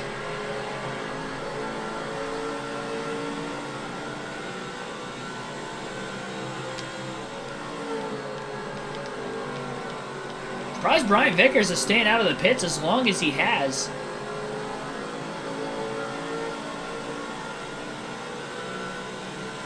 He's definitely going to have to pit for the end of the race. Did I pit for tires when I pitted with Vickers earlier? Because I meant to not pit for tires. I might have accidentally pitted for tires. And that would be why he's leading right now.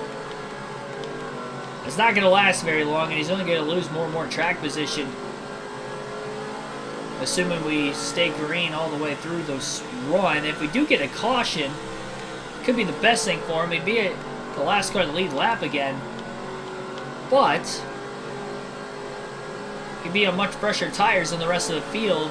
That's kind of what he's hoping for right now. Maybe he could have lapped a few extra cars compared to where Kyle Busch would be running currently, who is about 11 full seconds behind him still.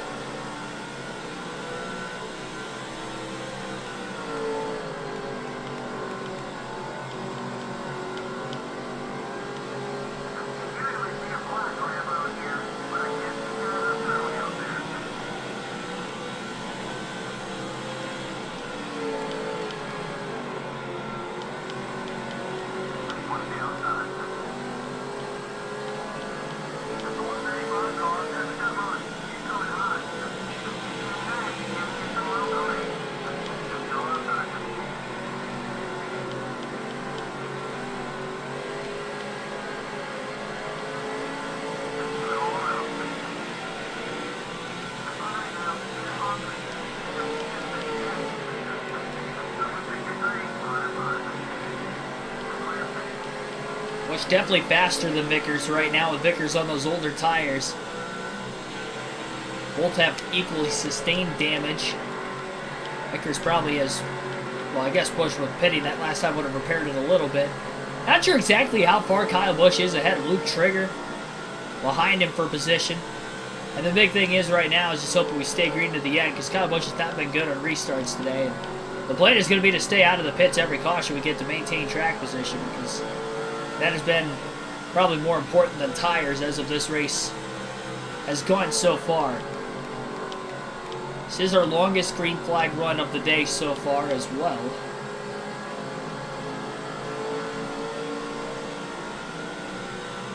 Nearing it, I don't think we've gotten there yet. I think we're still just around 70 laps under this green flag run.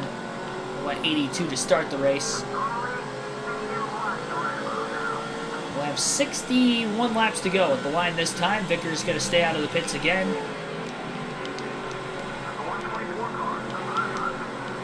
Kyle Busch going 3 wide, middle of the corner. Almost making contact. That got pretty tight there. Still 3 wide down into turns 1 and 2. There's a lot of contact.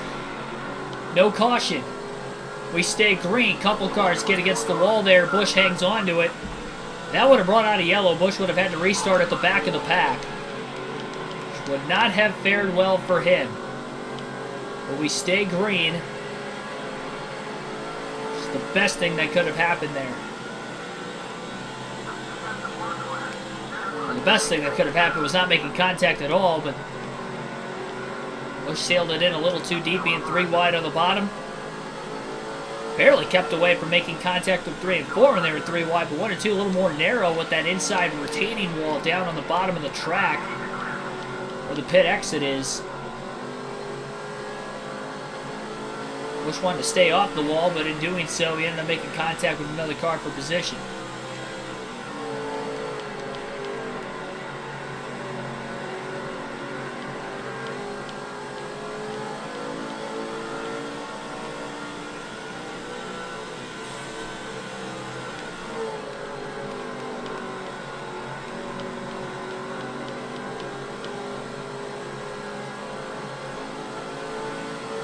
Come on, 8.3 second lead for Brian Vickers. There's going to be no chance he's really going to be able to catch Kyle Busch. I think Busch has led right around 100 laps in today's race. So Busch getting pretty close to clinching the most laps led, considering how many laps Brian Vickers is leading right now and how many laps Luke Trigger has already led in today's race. Trigger would have been the only driver following these green flag pit stops that would have still had a chance at leading the most laps, but he would have had to cycle out in front and lead darn near the rest of the race.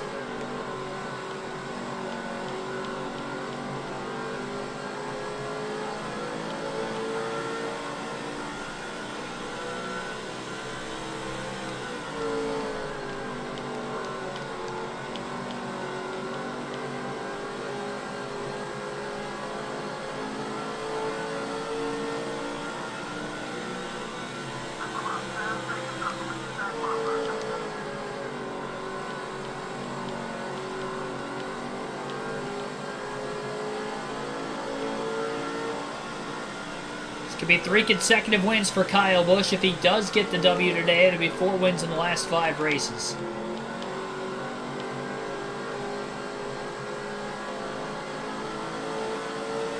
.13th of the season in just 28 races.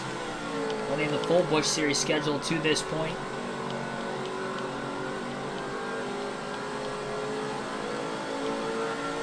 Then tomorrow night's stream, NASCAR 22, Daytona 500, custom schedule season.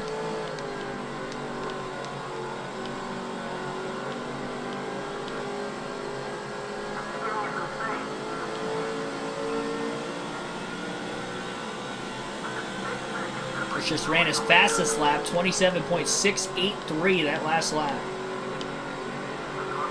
6 seconds off the lead.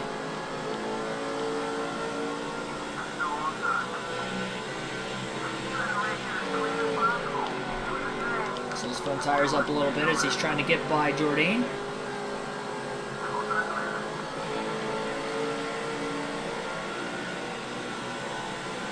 .53 laps left.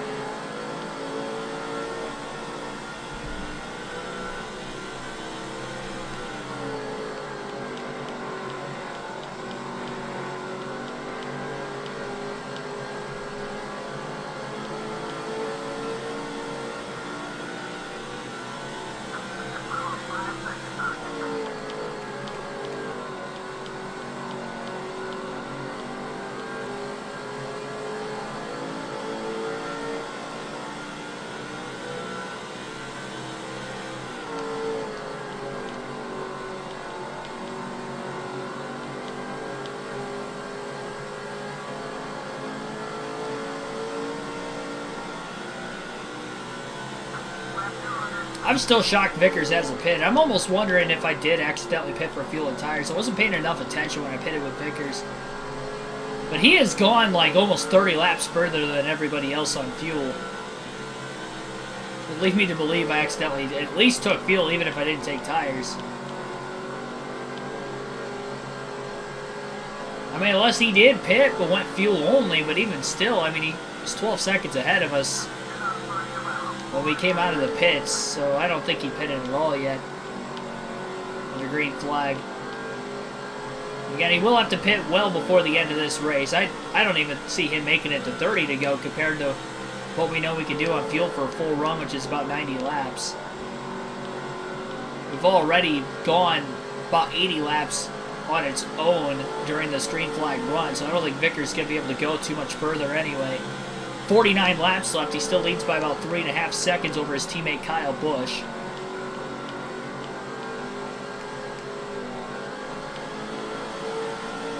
Busch is trying to keep it clean to the end of the race, really.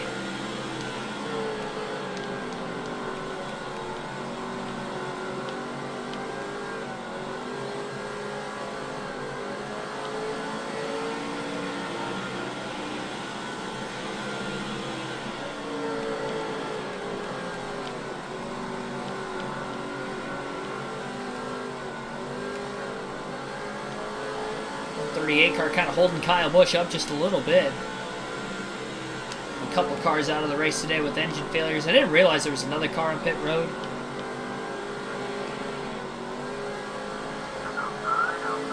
Busch just gets to the inside of the 138.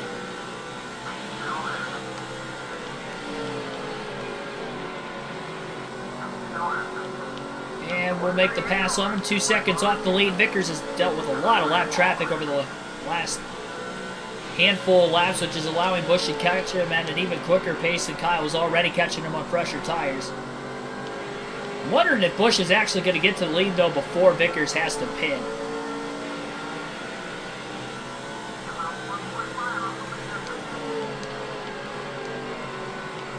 If that is the case, Vickers could potentially end up being a lap down. How long he's staying out.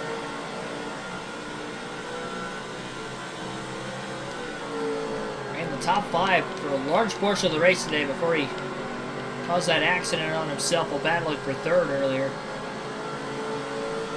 Himself in a hole. 45 laps left. He continues to lead, but only by ½ a second. He's stuck on the outside now. Aaron Crocker gets to the bottom, almost makes contact as she slid the rear tires going into 1 and 2.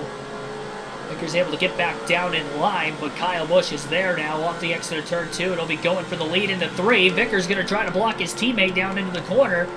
A late block there. He might be trying to pit. He is not. Oh, no, he is. Okay, so that would be why he tried to get down. So as soon as Kyle Busch was catching him, Vickers will surrender the lead. He'll pit now. And that is going to be the easiest way for Busch to make the pass on him. So now everybody has made their pit stop for the final time today, so we don't expect anybody else to pit the rest of the race.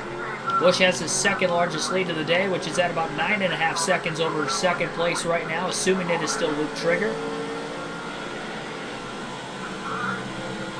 And Kyle Busch, now leading that last lap, has just clinched the most laps to win. So that'll be 10 bonus points and another max points day if he can get the win here in Milwaukee. It'll be the 3rd straight max points race on the season and the 3rd straight victory as well.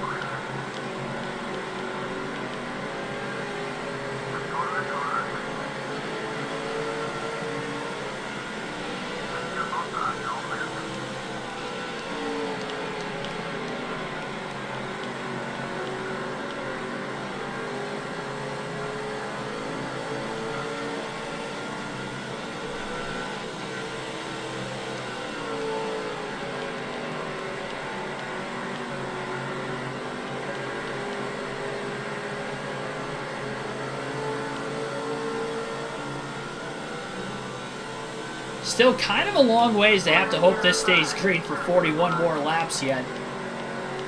We were already at our longest green flag run of the race as it is. Almost 100 laps. Just gets the tires down into turns 3 and 4. He's going to want to take care of those a little bit more. Knowing he's got a big lead, he doesn't have to worry about anybody running him down under green. I know he wants to lap more cars. Got to be thinking big picture here, especially with the championship winding down. He wants a chance to potentially clinch in our race next week at Michigan.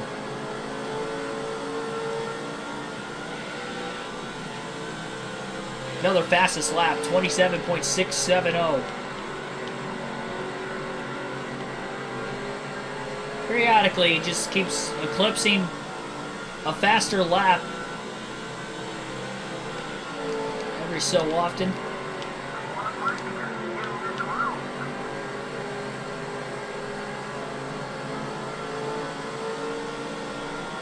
Neal going really wide through 3 and 4 there.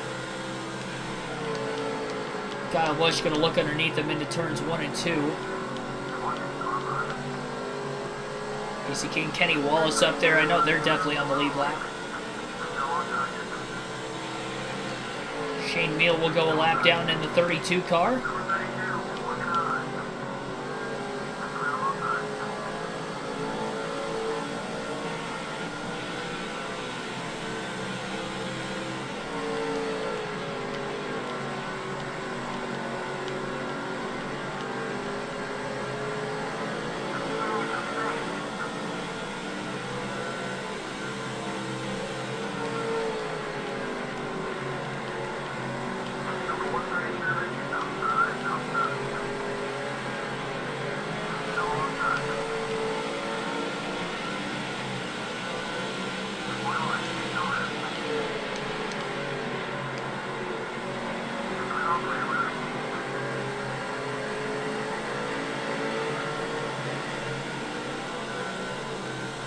Busch going to have to be dealing with traffic pretty much the rest of this race.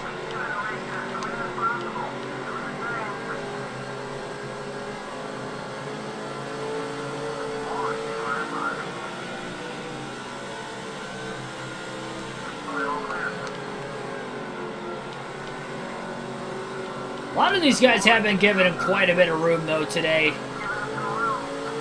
When they're lapped down, at least. Battling for position might be a different story, but any car he's been trying to lap today, for the most part, staying pretty wide. They're giving him quite a bit of room in the middle of the corner.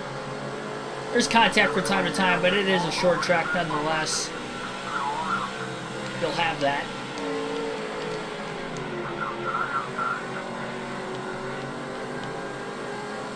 Nice clean pass on Kenny Wallace, who's still top 5 in points, more than likely going to be eliminated from championship contention today.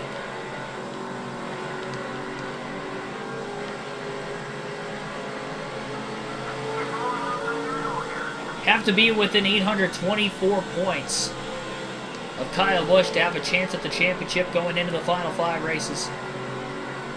Wallace was already beyond that coming into the day, so same goes for Aaron Crocker, who was 4th in points. So with Busch leading, there's no possible way they can outpoint him to get to that margin. Depending on where Brian Vickers finishes, he may be eliminated from contention today as well. Him having that issue earlier may eliminate him. He was above that threshold slightly coming into the race. But if he loses enough points, depending on where he may finish, which we're lucky to get a top 10. He's got fresher tires right now, trying to get some of those spots back, but I do believe he's already a lap down. Pitted from the lead when he did pit, but Kyle Busch was right in line behind him, battling for him from the lead.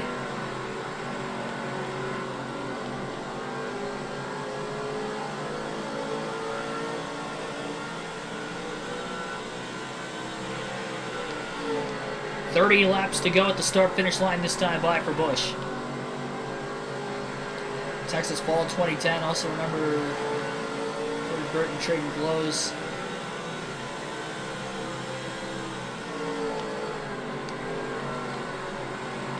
Oh, that was, yeah, the Kyle Busch race where he had stuck the middle finger at the officials. Yeah, that was a wild race, wasn't it? Kyle Busch feuding with NASCAR officials, and Jeff Burton and the Jeffs going at it. Turn 2.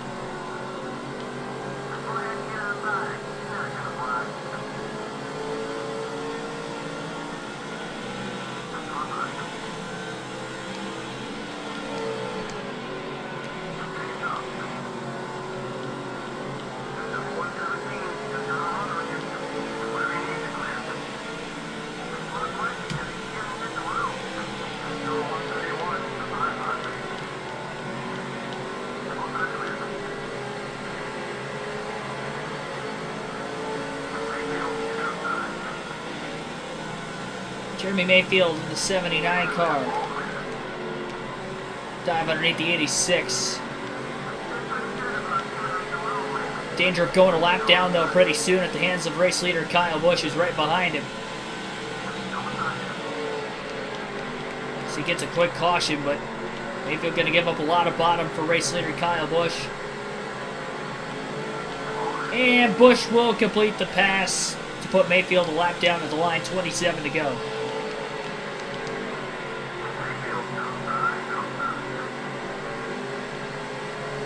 Tomorrow's Valentine's Day, only just realized. Well, if you have a significant other, it's a good thing you remembered. Yeah, I do not, I don't have that in my life right now, so unfortunately.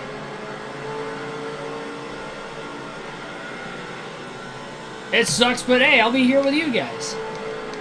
It's a good consolation prize. Try to look at the bright side of things.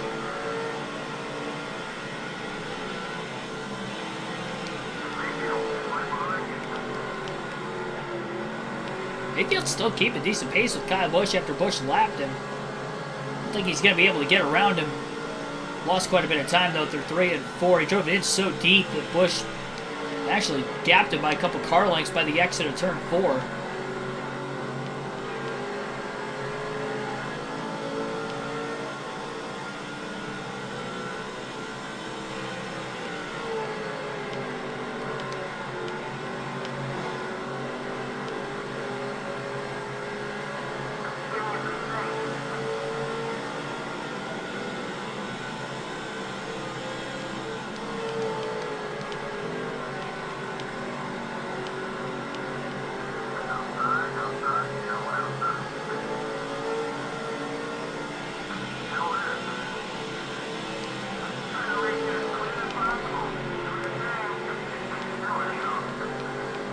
Locking those tires up just a little bit.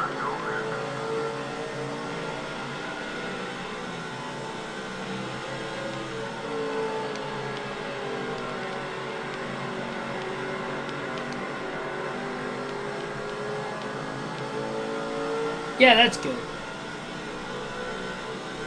I'm the same way. I mean, it's not like I treat people like crap. Oh, we got a car, I think, blowing. Yeah, I was going to say there was a major check up there in the middle of 3 and 4. The 83 was trying to get to pit road after blowing a motor. Busch just able to go down low and miss it. He gave up 2 seconds of his lead, but he's still 11.5 seconds ahead of second place, and he was able to not make contact with anybody there. Honestly, once he gets by this next lap car up ahead, he's got a pretty big gap before he catches anybody else.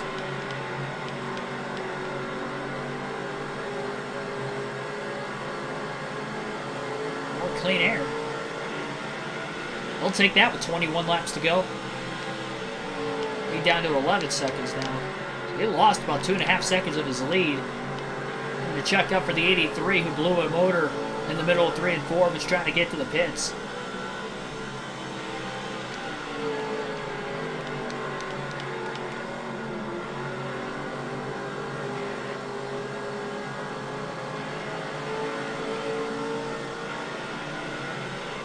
Plenty to go.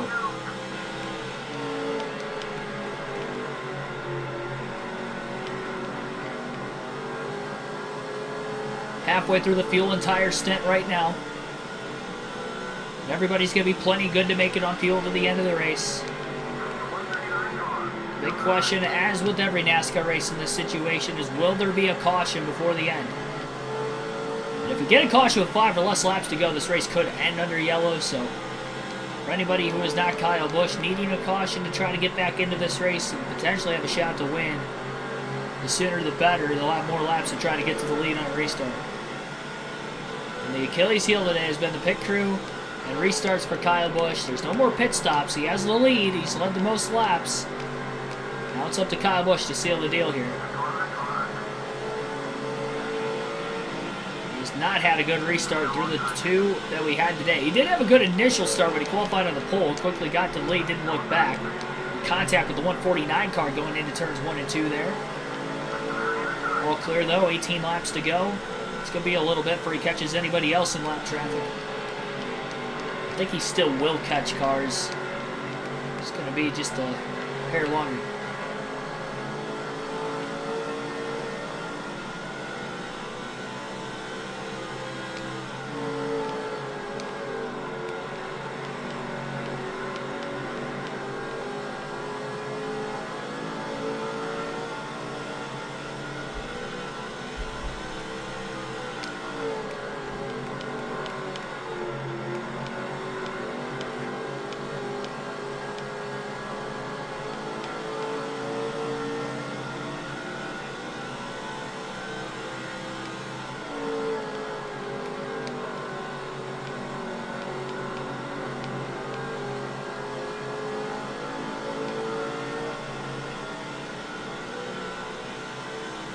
15 laps to go at the line.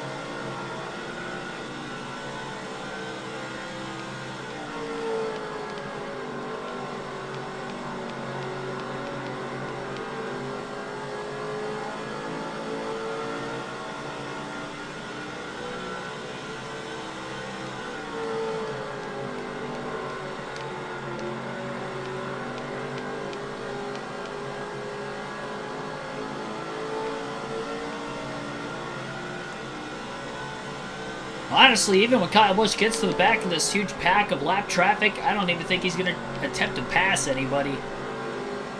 He'll just sit behind him. He's got no pressure from anybody behind him for right now, both position or lap traffic. He might as well just play it safe. If he has to let any lap cars go too, he can choose to do that. Got a big enough lead, might as well. Especially if we get down to 5 or less laps to go, where if a caution did come out, the race would end also. Last thing you want to do is get involved in an accident. Take you out of the race.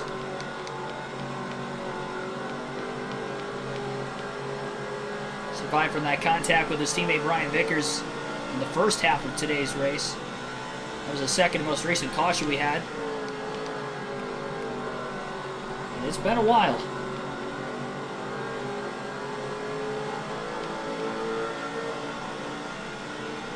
Ten laps to go this time by.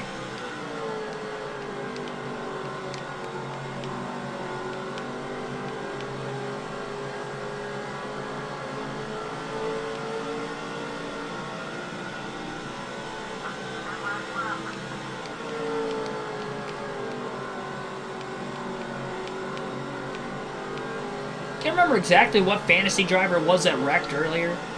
I don't know if they're still in the race either after that first accident. All the way back in lap 82. On the 9 laps to go at the line.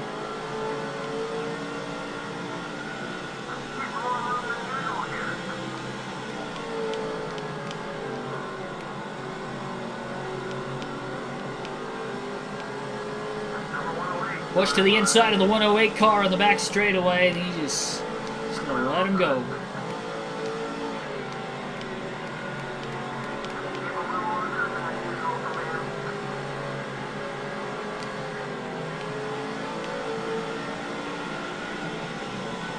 Busch being extraordinarily patient right now. Even with them running the outside, trying to give Busch a little bit of room. Kyle still wants no part of it.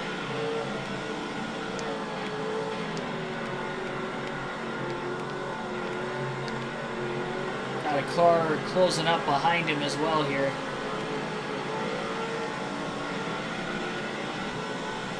Seven to go. Back up this corner. He's going to let the lapper go.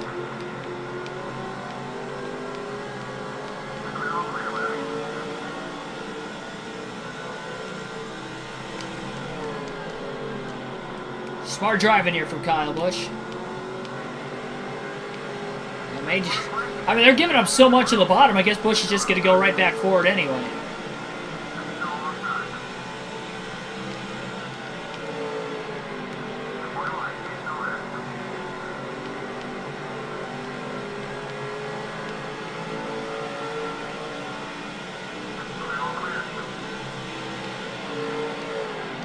At least to get by those two cars.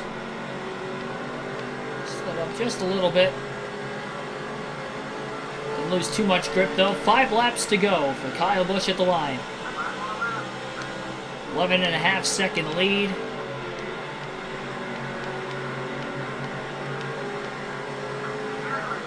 5 more lap cars pretty close in front of him. A couple of them made contact that time off of turn 2.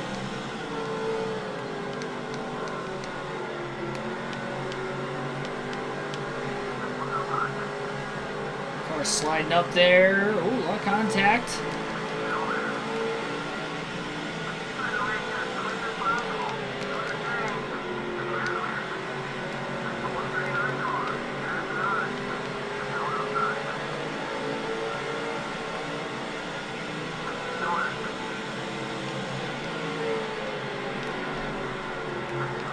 Now they're making more contact up in front of him. 3 laps to go.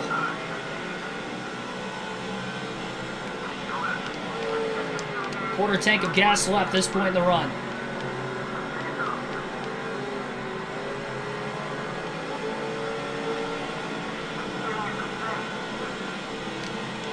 Ethan, thanks for tuning in.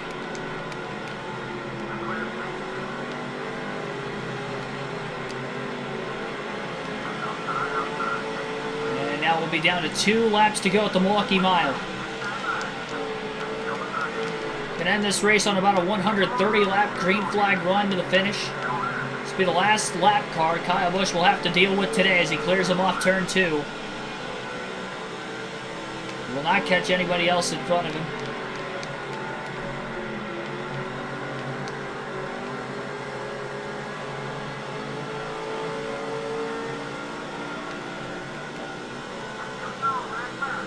Final lap.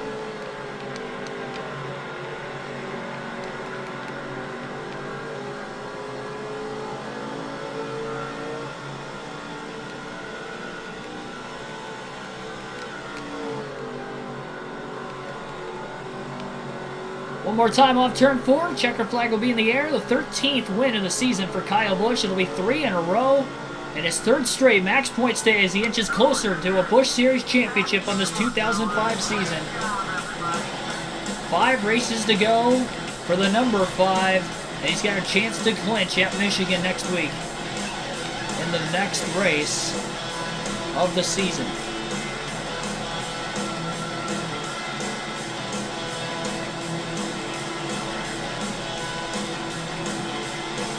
Average finish down below a 5.0 after the win today. We'll take a look at the rest of the official results to today's race. Busch with the win. Second fastest car finishes second after leading 57 laps. It's Luke Trigger. Kyle Busch led 165 laps, 11.5 seconds margin of victory, 2 hours, 6 minutes. Flat total time on today's race, 119.03 miles per hour average race speed. 4 lead changes, 2 cautions for 6 caution laps. Clint Boyer finishes 3rd, Bobby Labonte 4th, Jeremy Mayfield ended up 5th. Only 4 cars finished on the lead lap today. Peterson finishes 6th, Kenny Wallace 7th, Shane Meal 8th, Aaron Crocker 9th. Smith rounds out the top 10. Her teammate Brian Vickers finished 12th. He led 28 laps during those green flag pit stops in the final 50 laps of the race. And looking back at who all DNF today, we had 3 DNFs. Jamie McMurray, Jordan, not Jourdain, but Jordan, and then Johnson. I don't know who the first names of Johnson and Jordan are, but I do know Jamie McMurray. He's an actual driver. Take a look at the point standings next. Robbie Dixon, thanks for tuning in. Love that victory music, yeah, for sure. They had some good victory music in the EA games. So the Michigan 250, 125 lap race at MIS will be the next race.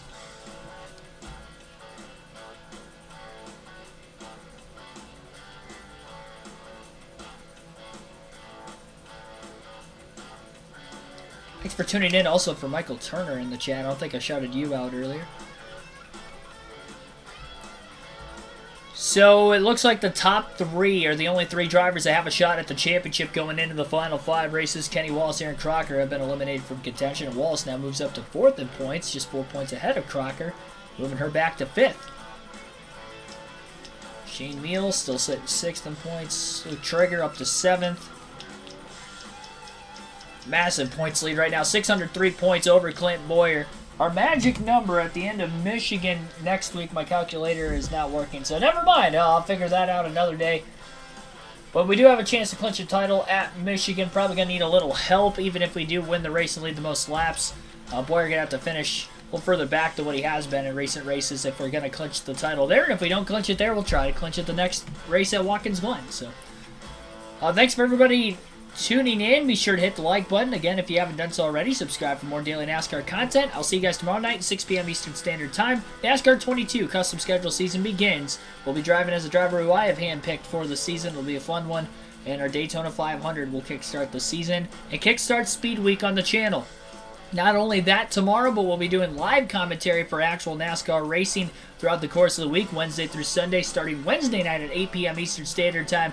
I'll be doing live commentary of the Daytona 500. We'll be doing the dual race commentary Thursday, the truck race Friday, ARCA and Xfinity on Saturday, and the Daytona 500 on Sunday, live commentary there. Appreciate you guys, as always, and see you guys tomorrow night, back and better than ever.